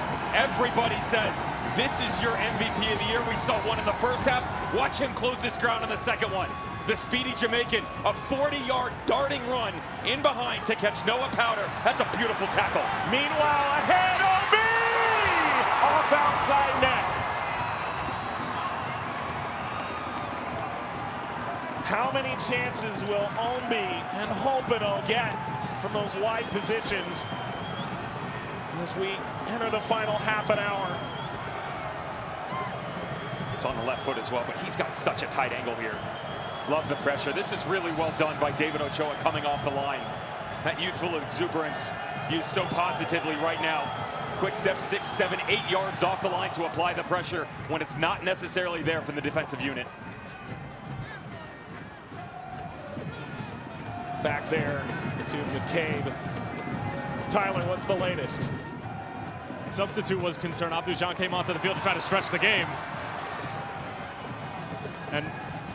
And obviously in stretching the game, they've stretched themselves a little bit, but talking to Danny Cruz, the assistant coach of Louisville, they just said they're trying to find that space that they were able to find in the first 15, 20 minutes of the game, but obviously in having to do that, they went to a 3-back.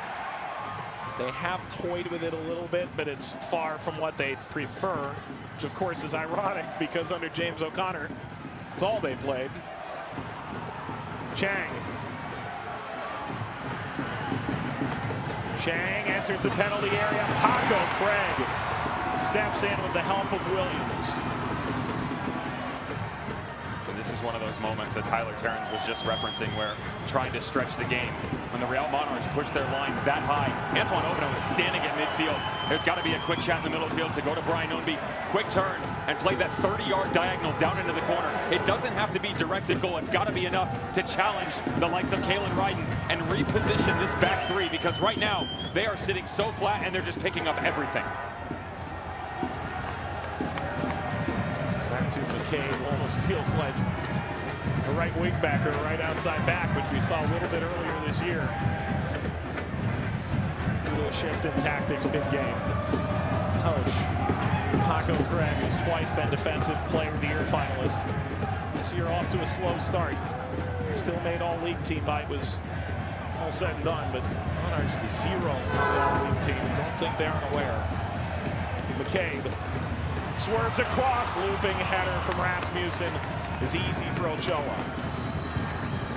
That's difficult for Rasmussen to redirect this all the way to the far post. And get enough power on it as well. David Ochoa, proper positioning. But to go up and get this, it's really hard to challenge. He was on his heels, drifting back. Just to get ahead on it was impressive. And this is the look we were talking about right now as Lou City starts to work out of the back. There's Niall McCabe drifting over a bit more. That gives you coverage defensively, but he can still be that playmaker. And remember, when they were searching for a goal in the second half, down 1-0 at Indy 11 at the Mike in that Eastern Conference final, all the changes they made, they reached a point in time where they were basically playing with one defender at the back and Paco Craig. Hopino, Job, trying to slip it through the legs. Jimenez turns and fires. Coffey collects. Blake. And there's Craig.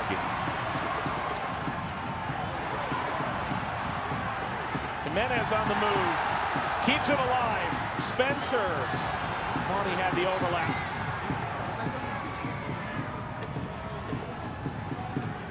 And Mulholland essentially playing the one lone forward.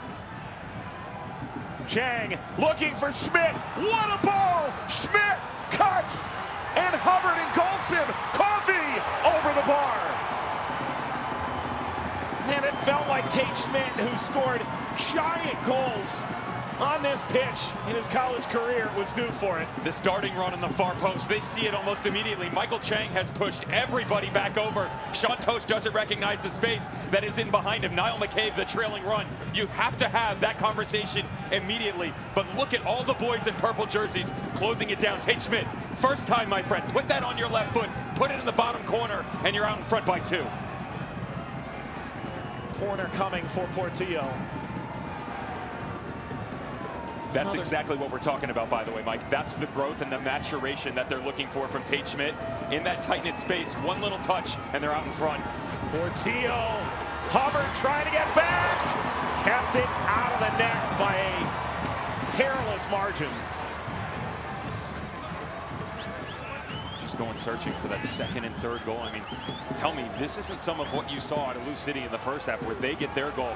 Pressure, pressure, pressure, and nothing's coming. And Lou City right now, Tyler nailed it. John Hackworth and Danny Cruz know they have a problem right now, because as they continue to try and go after Real Monarchs, they have pushed pieces all over the pitch, and people just aren't covering the spots that they're supposed to.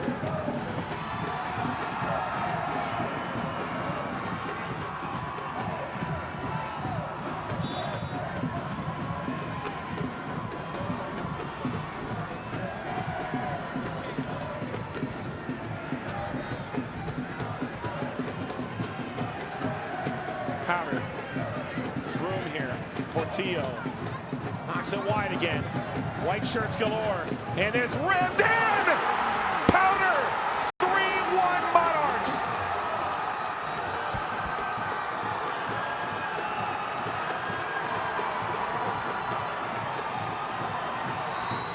The will they or won't they? With Noah Powder coming into this game, they did. And he's given him now his 3rd of the year. And his 6th in the last 2. Masterful stroke. Massive amounts of athleticism for this young man, and he starts to dance on the far touchline. But as a defender, you have to push the player to the outside. They give too much luxury space in the middle, and he just occupies it. Look at all the real estate. Puts it on his left foot, and to be honest, he sends Chris Hubbard guessing a little bit here. Hubbard trying to shift back to his left. It's a knuckler to the far post. That's the 3rd for Noah Powder in 2019 campaign. More importantly, that's the 3rd for the Monarchs. He won it all in 2016. New York Red Bulls, too, alongside Speedy Williams. A team with Tyler Adams and Aaron Long, Ryan Mara. Here's my biggest concern, Mike. It's not the 2 goals. That is a concern. Just before this, Niall McCabe, Sean Tosh, Brian Ownby, Luke Spencer, everybody's hands down at their side. You want an immediate response from your squad right now. If you can't go get a goal, you need higher tempo, higher energy, and you got to find that will to win that we've seen from the champions past. Turned over horrifically. Chang. Oh, look at this. Blake stutters and overrun by Jimenez.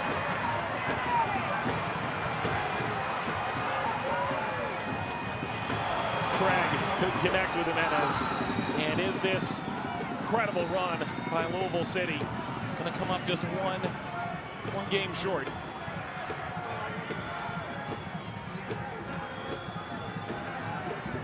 And the incredible streak of home playoff success is also very much in doubt.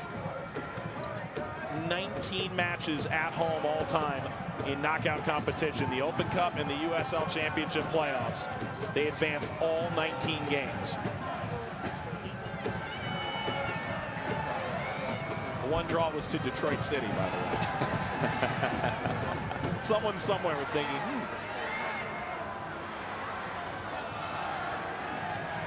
It's still funny to me, and we have a little joke with one of our producers about how they can be 11-1 in their playoff record, but they're not undefeated because there's the draw that they like to account for in that 2017 championship game against New York Red Bull 2. They obviously went on to win that match. A blemish on the record, no big deal.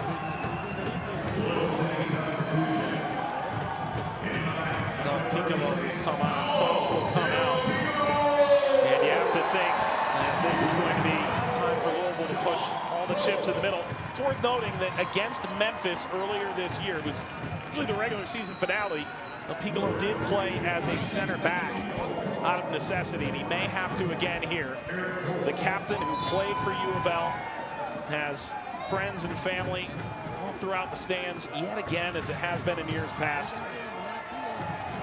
And the metronome for this attack, coming off injury, it's plagued him all year, hoping to make a difference. Turn back again to Mulholland. Paco Craig has come up with some tremendous 1v1 defensive plays.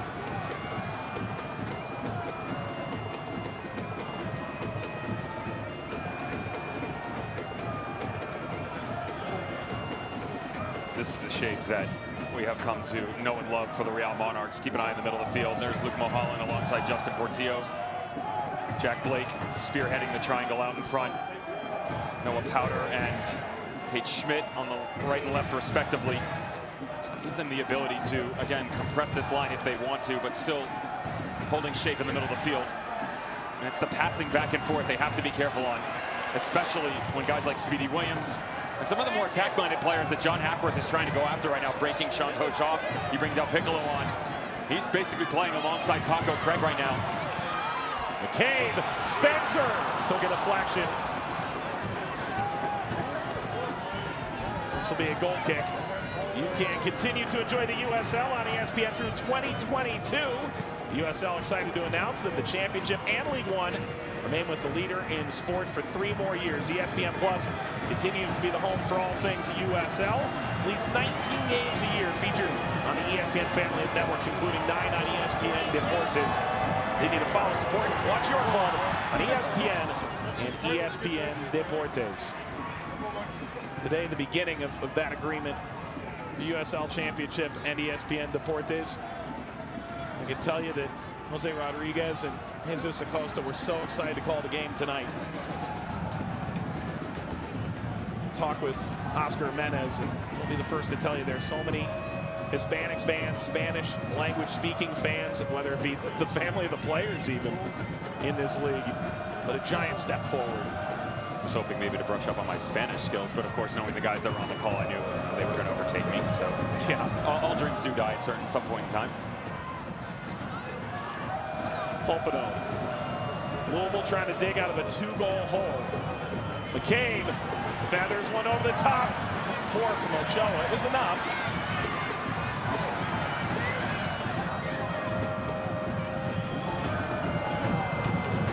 Craig beaten by Chang, but not for pace as Williams speeds through. McCabe, who's been here since a tryout in November 2014. Is that a handball? It appears quite obvious. Jam right at Ochoa. If it was a handball, and it seems quite obvious, was it in the box? Just outside the top of the box. Watch this come back across. That's a handball, and that's inside the 18. That's got to be Timothy Ford and his crew doing a better job. It's the arm that's overextended, unnatural position, doing battle with Abdou Jam. That's one that got away from this crew. There is no VAR in this final. They did just show it on the video board, however, and the fans were well aware of what they were seeing. There was a potential penalty back in the first half as well. Monarchs fans could quite clearly have something to say about. Let's take another look. It's the finishing effort from Jam.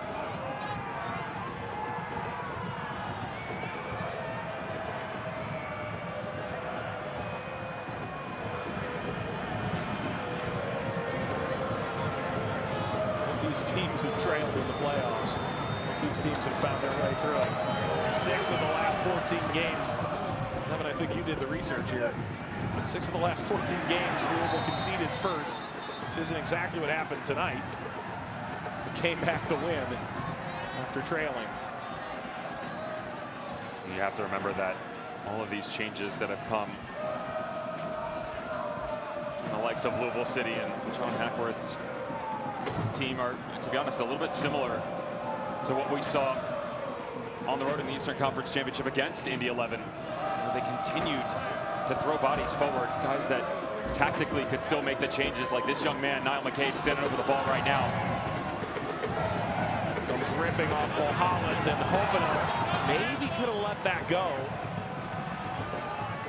Let's see that potential handball a moment ago. One of those guys is Abdou-Jam, so watch when he cuts this back across the body. That arm right there, reaching out.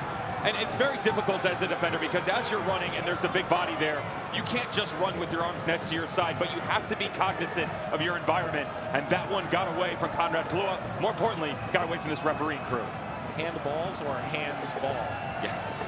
I think that hit both. 15 minutes to go, separating Monarchs from their first USL Championship final victory. First ever appearance. Spent time reading the Salt Lake Tribune.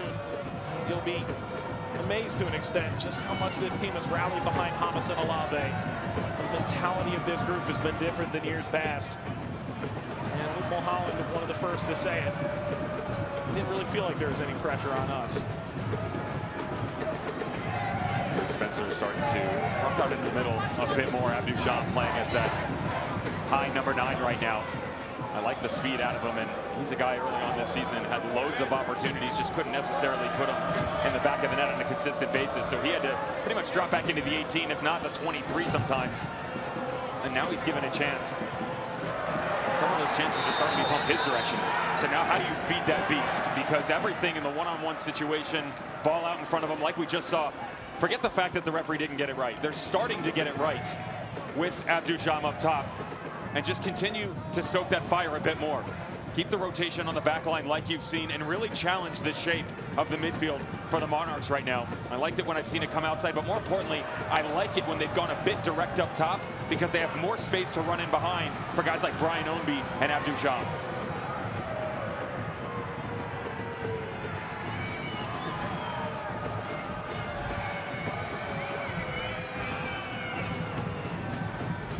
From both sides continue to sing in unison.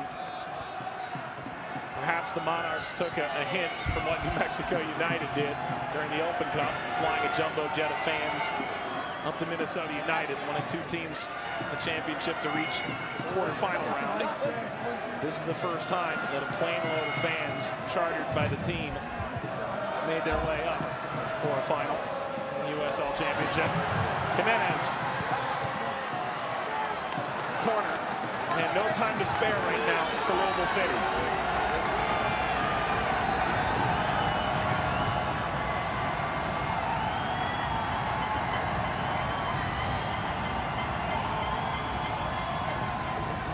Jimenez, ball bouncing in front, swiped away Ochoa.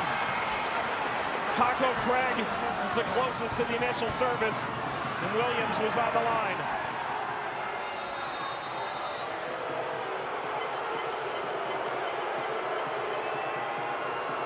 Williams back, covering at midfield. Is that Jean there? It is. One of the questions, Mike, for this country at the international level is who's going to be the heir apparent in goal. You might be getting a real good look at it right now. David Ochoa, watch this. No reservations whatsoever about what's coming his direction. Stays at home at first, but the second ball that goes up, Abdou-Jam's first touch gets away. He steps off his line, willing to take the challenge and more. That's really well done by the young goalkeeper. Jack Blake said publicly he might be the best keeper in the USL Championship right now. Threaded ball, Plua can't handle it. Hopino for Spencer. Ball in the air. Rasmussen tries to backheel it. And Mulholland has come away with it. And in the end, this may be a game where Louisville spends the entire offseason ruining the chances they didn't take.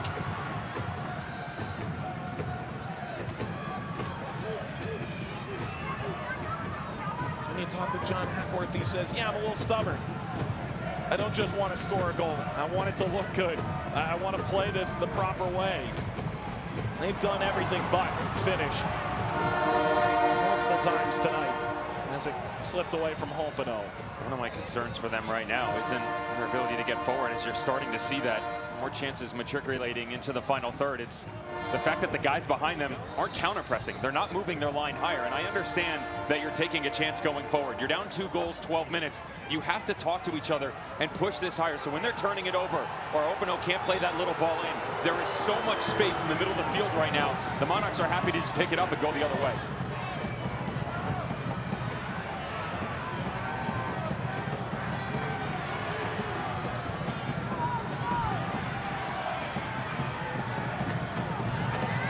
Holmby at the byline. Surely that's a corner. And Oscar Jimenez, one of the best set-piece marksmen in the championship, lines it up.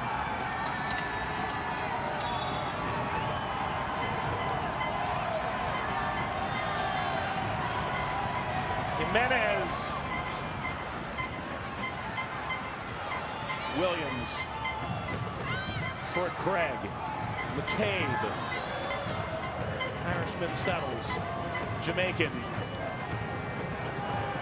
Dips one in behind. Another corner for Louisville.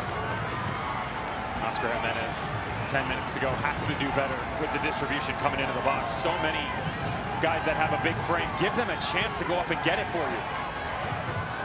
Speaking of big frames, this is a sturdy group of defenders. The Monarchs floated over again. Back set header. Adam showing there's contact along the way. Rasmussen back flopped into a defender. Everything left side or right side is just balls being floated in right now. And it's desperation times that you start to hit. The predictability we talked about in the first half, how they didn't evolve off of that. They got to find a way to add another dimension with all of this talent you have. Start to press in different areas because the Monarchs are understanding everything that you're doing.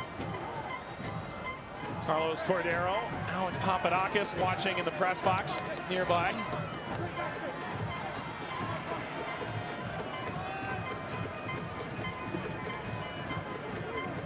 Cordero in his second year with the U.S. Soccer presidency. Holmby. Powder got a touch and stays with Louisville.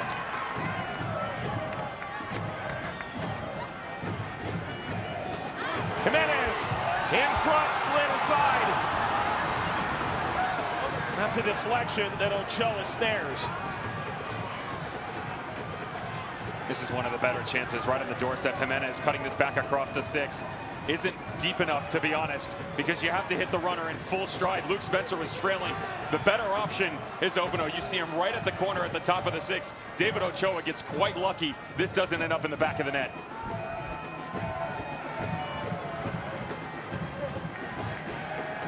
Eight minutes to go. Louisville scored in the 6th minute, and it looked like the route could be on.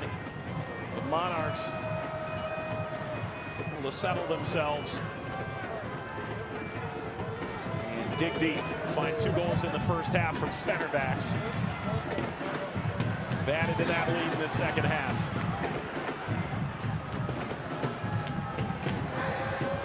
Williams toward John, contact, and the referee silent.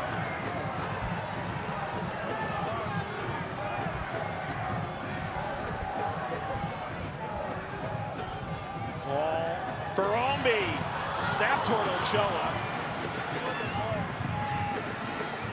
Taken by Ochoa. It's a beautiful ball by Speedy Williams. Little dummy by Rasmussen to allow Abdul-Jam to get in. Just takes the brunt of that challenge coming off of more Powder on that far side. Another ball pumped over. Spencer settles. Holmby in pursuit, taken away by Ryden. Notice what you're seeing, Mike. All of these balls are just being floated in. They're hoping for a flick on. They're waiting for someone to run off. What they need is someone to step on it and allow them to play off of each other. Rasmussen on the ground. Came right to Blake, who forces it to Mulholland.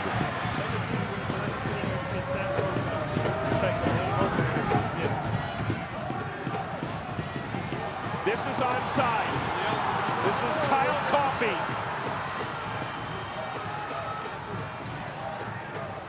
Blake. Coffey. Ball in front and rolls narrowly wide. And the referee overruling the AR. This will be a corner.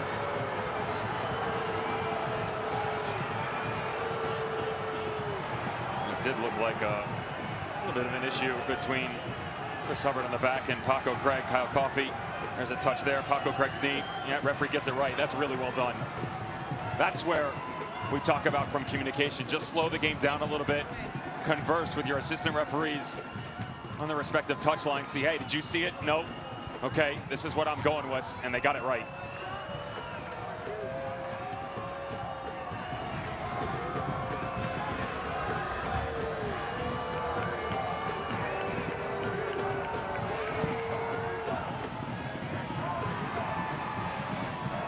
Comes out to Schmidt. Portillo. Quick ball in front. And the offside flag is up.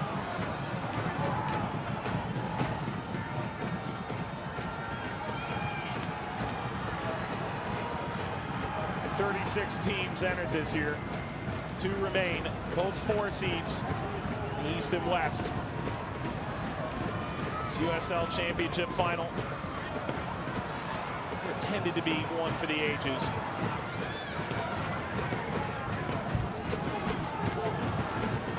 They'll end a dominant run by Eastern Conference teams at this rate. Blake running down the middle. And this is curling off frame from Michael Chang. Last time a team from the West won, it was Sacramento, 2014. Here comes James Moberg. Mr. Reliable, according to his former coach, Mark Briggs. Replaces Kyle Coffey, who didn't get the goal, but did enough for this team.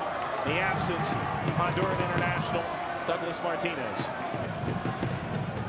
Really impressed with Kyle Coffey up top and what he was able to do. Right now, though, before we go any further there, how about the fact that Abdou Jam is in excruciating pain? They pulled him off the pitch onto the sideline right now, attending to him. Louisville City down a man. Louisville has used 2 of their subs, Jam and El Piccolo. Davis, the 4th, waits to come in. Can Ombi catch up to this? He did. Ombi.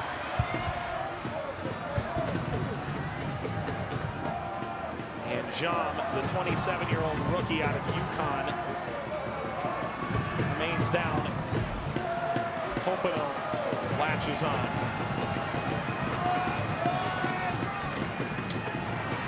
Ombi in pursuit.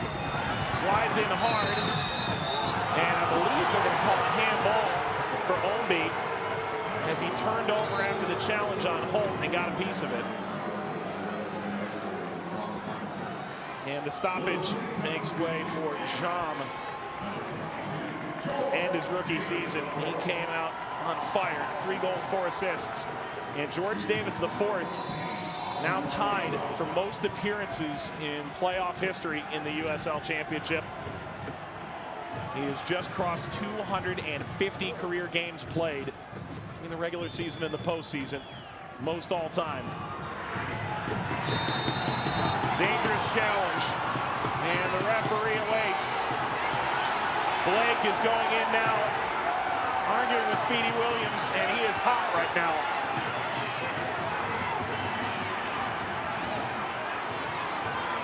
Well, the referee is going to have a decision to make.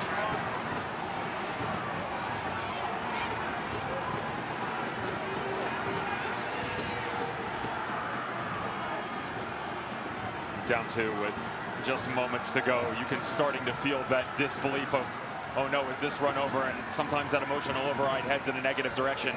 That's what's going on here for Louisville City. You get a better look at the challenge. Speedy Williams, to be honest, it's a trailing foot, but it looks like he gets the ball. Chang is the one down. Speedy Williams going to ground here. It's the 2-footed tackle with studs up the entire way. And then the extracurriculars, Jack Blake not happy with the tackle that comes in. Let's get a better look here. It's the follow-through that gets him in trouble. And this is one, as a former center back, you're always frustrated with. Similar to the tackle by Brian Ombi. It's the thought process behind it where you can't have that sweeping left leg coming through, even when you get the first ball. Whether you agree with it or not, you gotta kind of side with the referee on this one. He does brandish a yellow card.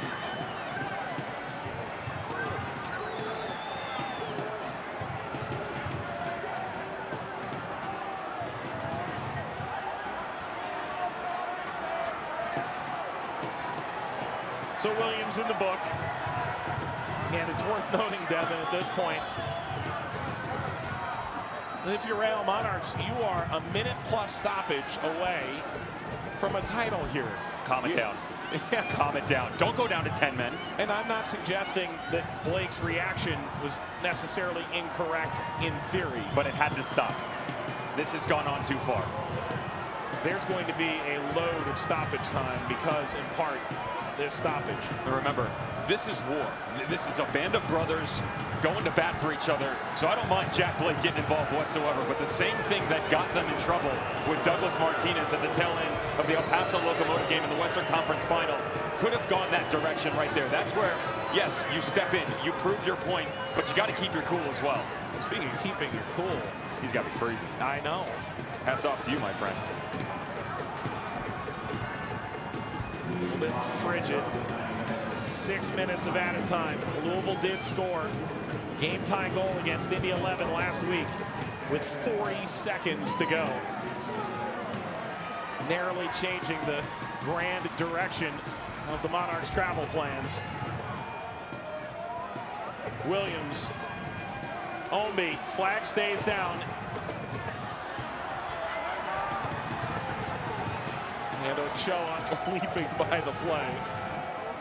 18 years young. Only Bennett Sneddon, who came on as an injury replacement for Clement Diop back in 2015 for Galaxy 2, was younger between the pipes in a USL Championship final. And Ochoa appears to have backstopped this team all the way to a trophy.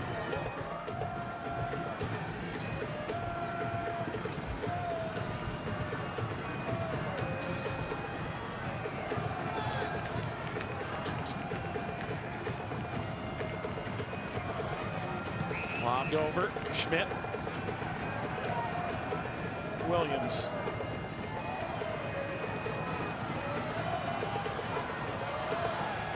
Hopino. Hopino slides, and Spencer can't redirect it.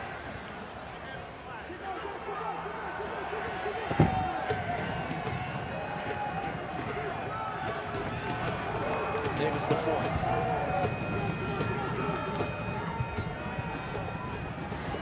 Piccolo, who's captained this side to 2 straight championships.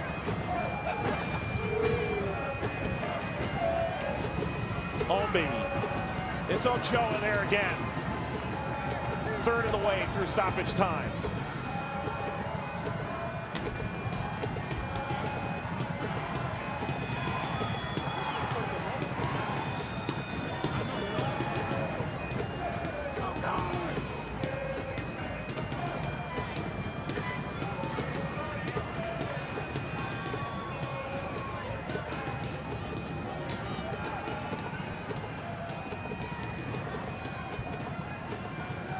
Spencer, Williams look to flick it further. Kalen riding there again. What an outstanding run. And this defense to hold up. Chang, Blake making a run. Blake can finish it! And Hubbard down to his side.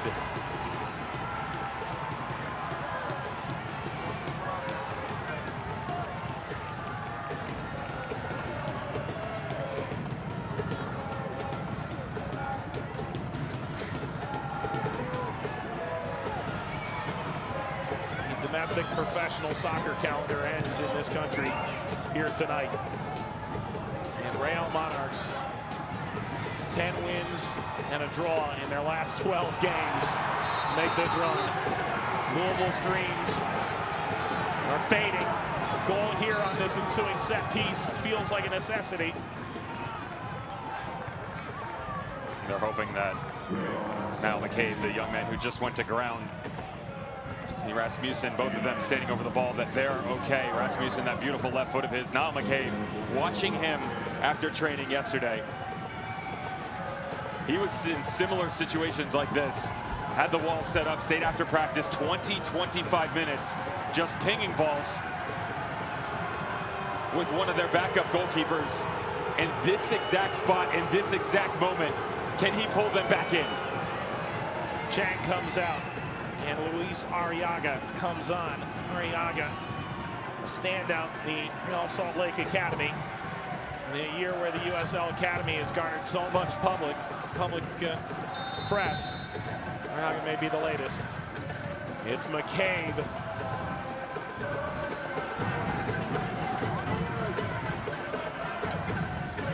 McCabe again.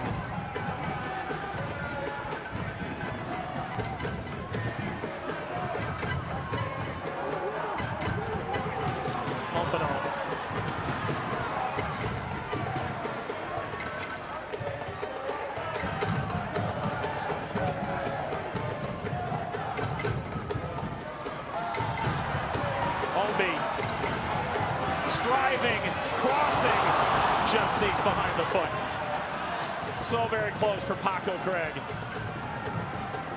1 minute.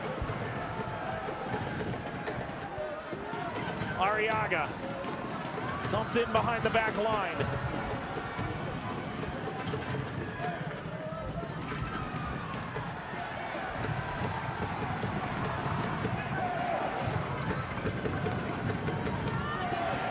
What an incredible close to the season for Real Monarchs. Thomas and Olave called this a beautiful opportunity. Organization on the verge of their first trophy since 2009 and their first in the USL Championship in a playoff format. They won it in 2017, the regular season, but were ousted in the first round of the playoffs. Pumped forward again. Craig, Spencer, by Ochoa. Players looking at Timothy Ford. And the coronation is complete. Real Monarchs win the 2019 USL Championship Final.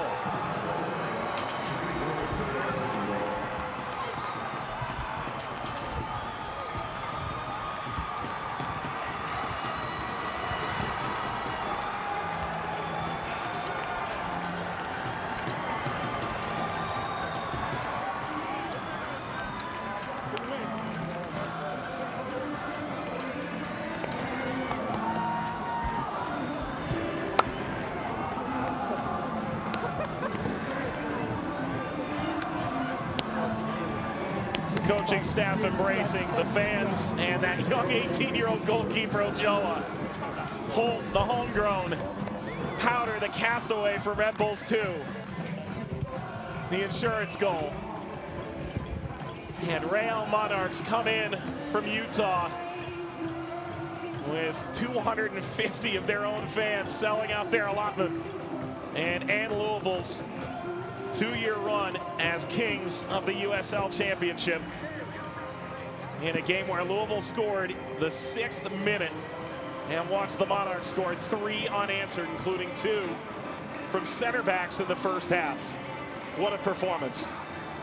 We initially felt like this was going to be game, set, match right off the bat, right? Lou gets out in front, and Louisville City, a team that notoriously over the course of this 2019 year has really started slow. It's only just recently that they've been able to get out in front and impose their will on others a bit quicker. But I said, you gotta find a way to finish it off, because the changes that were coming from Matt Glazer, Jamison Olave, all the boys on the sideline of this Real Monarchs squad, we're gonna turn you topsy-turvy. That's exactly what happened. They started to counterpunch a little bit. They got their playmakers involved, and that was the biggest key here. No Douglas Martinez, no problem. Michael Chang, Jack Blake, Noah Powder had himself a worldie on that right-hand side. They didn't necessarily get the same output out of Tate Schmidt, but they did have balance. And Justin Portillo, the calmness in the middle of the field, next to someone who will be under-recognized for his efforts, Luke Mulholland. He was a beast in the middle of the field. They will not recognize him as the MVP of this game tonight, but what he was able to do to allow them to stretch themselves, get all of those playmakers going forward, and still retain that defensive shape, absolutely beautiful.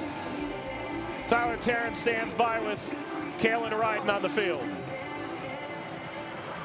Kalen, 2019 USL champs. How does that sound? Oh man, it sounds amazing. I mean, I'm at a loss for words right now. Nobody had us in this position except for us. Nobody had us here. And this group, 3 games in a row, we've gone down a goal and we came back. I mean, that just shows everything about this team. And I'm so proud of these guys, man. I mean, that's all I can say right now.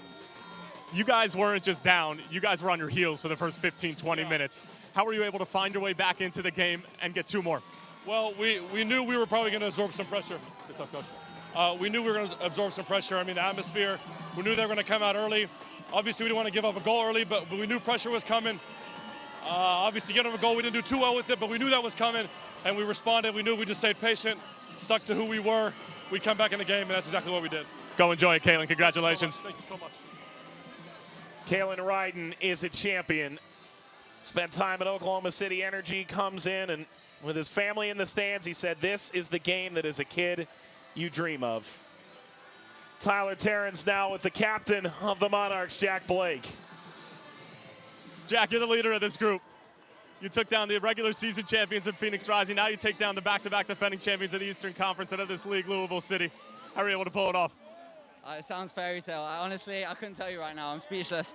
I think just hard work. We've been saying it the whole playoffs. You know, we were more than confident in our group. We knew we could come here and do a job. To actually do it, I'm speechless. For you, you got dropped at a young age over in England. You come over to the States. You battled through injuries time and time again. You finally were able to get healthy this year, now to lift a trophy. What does that mean? I mean, it's just, I honestly, I can't describe it. To come back, never give up, if that's the message, you know, I think the whole group are just an inspiration to anyone watching. The players are an absolute pleasure to work with day in, day out. I'm so proud of them, and USL champs. Congratulations, Jack. Go enjoy it. Thanks, man. Appreciate it. Jack Blake, one of many who probably deserved all league, didn't get it, but they got that. They're going to hoist that trophy, the USL Championship final, as Real Monarchs 3-1 winners over Louisville City. We'll cover the presentation when we come back to Kentucky.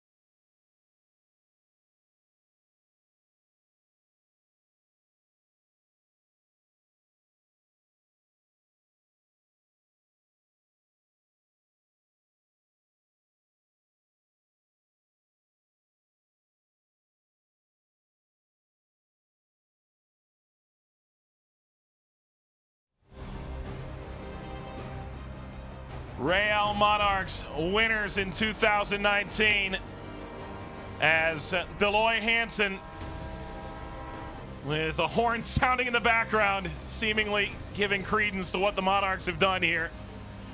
Enjoying the moment, the owner of Real Salt Lake, the owner of Utah Royals FC, he built a stadium for the Monarchs and successfully he has navigated this side to a 2019 USL Championship final title. And the celebration continues here in Louisville, Kentucky tonight, as Conrad Plua, the game winner in this one, will soak it in. New t-shirts for the cause. As we welcome you into the booth here, joined by Devin Kerr, Tyler Terrence on our sideline, Mike Watts on hand. What an incredible performance, Devin, we just saw from this Real Monarchs side. They are deserving champions. Absolutely amazing. Their ability to adjust on the road, they're behind. It was very difficult. This is a hostile environment, but they found a way to evolve. And that was something that you really had to give credit to Lou City as champions back-to-back years. They found a way, but this time the story was a little bit different. Jamison Olave makes his changes. Matt Glazer and you got to wonder what the conversation was at halftime in the dressing room, because they found a way to get all of the pieces that they had moved into this 3-5-2 system go in both directions. That's what they struggled with the opening 20 minutes. Lou City couldn't respond. Let's take a look at our full-time highlights from this affair. As we take a look now, Brian Ownby helping to set up the opening goal of this affair. 6 minutes in, Devin, you thought this is Louisville's day. This is exactly what they wanted to do.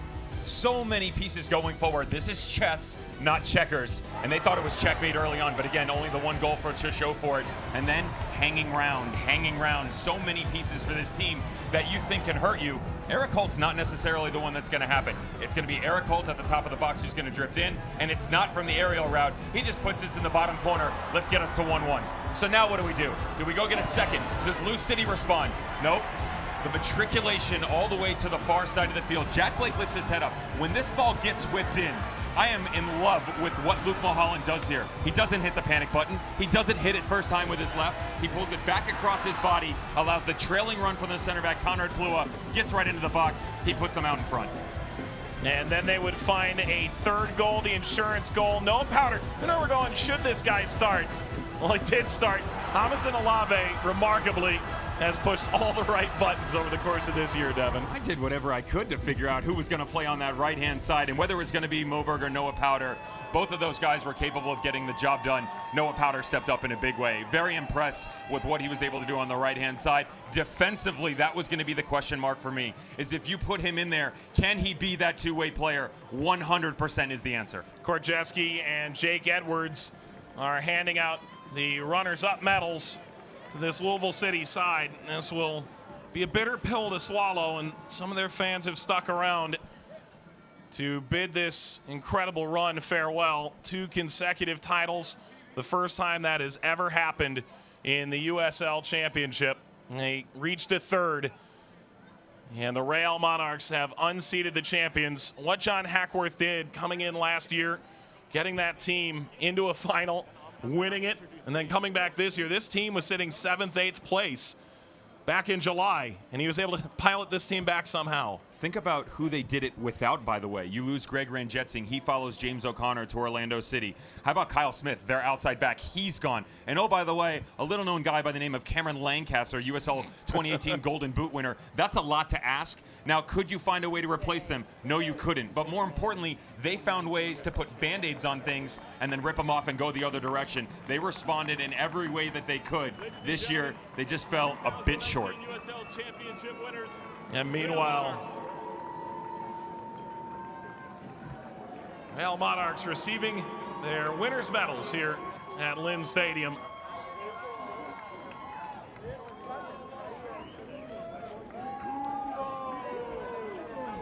Tough, Devin, to try and put this into words, isn't it? What it means to win a title like this. I mean, what stood out to me in the lead up to this game was the description of this is the game that you dream to play in. Dreams came true tonight for these Real Monarchs players, and for many of them, it looks, including Ochoa, just received his medal. It's just the beginning. David Ochoa, 18 years of age. Guys like Conrad Plua on the back line, and the other boys that, you know, maybe have a bit more veteran spirit about them, a lot of more experience. Eric Holt, a youngster on the right side. What were the responses going to be? Adversity. They weren't lacking for confidence, were they? Every conversation you had, whether within the coaching staff or within these players, they knew that they were capable of getting the job done. And coming in, I said, a lot of people were pegging this as a sort of David versus Goliath. I said, don't think that way. This team is capable of the highest level of play. It took them a bit to get going. Give them 30 minutes or so, they found their way back into this match. And perhaps equally incredible in the mark of a former champion, the players and staff from Louisville City still standing and waiting. Coach Glazer, Coach Olave among the last in line to enjoy their moment. Opposite Olave had his family at the hotel together. They'll enjoy this moment together. And Deloy Hansen, who built that magnificent stadium, Zion's Bank, out in Harriman, has put so much money and attention into the academy, into the future of women's professional soccer, and that of MLS and the USL Championship. Enjoying this moment. Let's go down to Tyler Terrence, who's standing down on the field. All right, folks, your 2019 USL Championship champions, the Real Monarchs.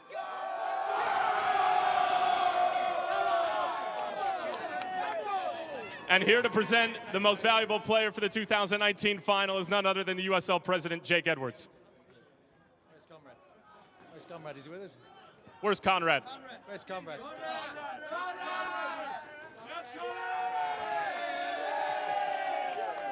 Ladies and gentlemen, your 2019 most valuable player, Conrad, here you go, congratulations. Conrad, you guys were on your heels for the first 15, 20 minutes. You started to lock it down defensively. You added a goal. What does this all mean? It means everything. My parents, my nephews are right there in the stands. To do it in front of them is quite surreal. Haven't really had many games in front of them in the last 2 years, but I wish I could hand this to the entire squad. It's not just me, it's everybody that's behind me, the whole organization. Everybody's the MVP here. I mean, unreal. Congratulations, Conrad. And here to present the USL Championship final trophy for 2019, Jake Edwards.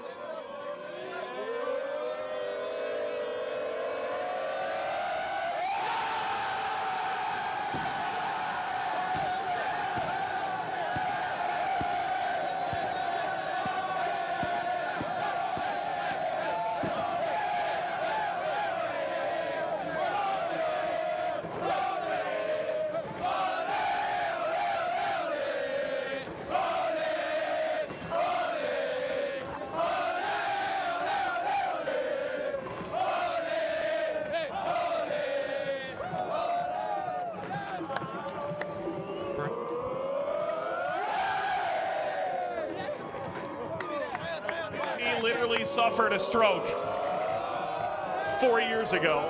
Their captain wasn't deemed good enough to play in England. Devin, what a moment. Speaking with him, he said, "This is the closest I've ever been with any of the guys that I'm doing battle with. The camaraderie in the dressing room, the willingness to fight for each other. They answered that and more, because 20 minutes into this game, Lou City was off and running.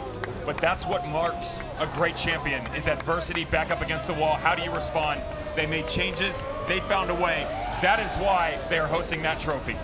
Our best season yet of the USL Championship for Tyler Terrence, Devin Kerr, our entire ESPN crew, led by Michael Cohen. Mike Watts saying so long from Lynn Stadium in Louisville. Royal indeed. They've waited and waited. 3 straight playoff appearances, but now the Monarchs are indeed kings of the USL Championship Final. So long from Kentucky.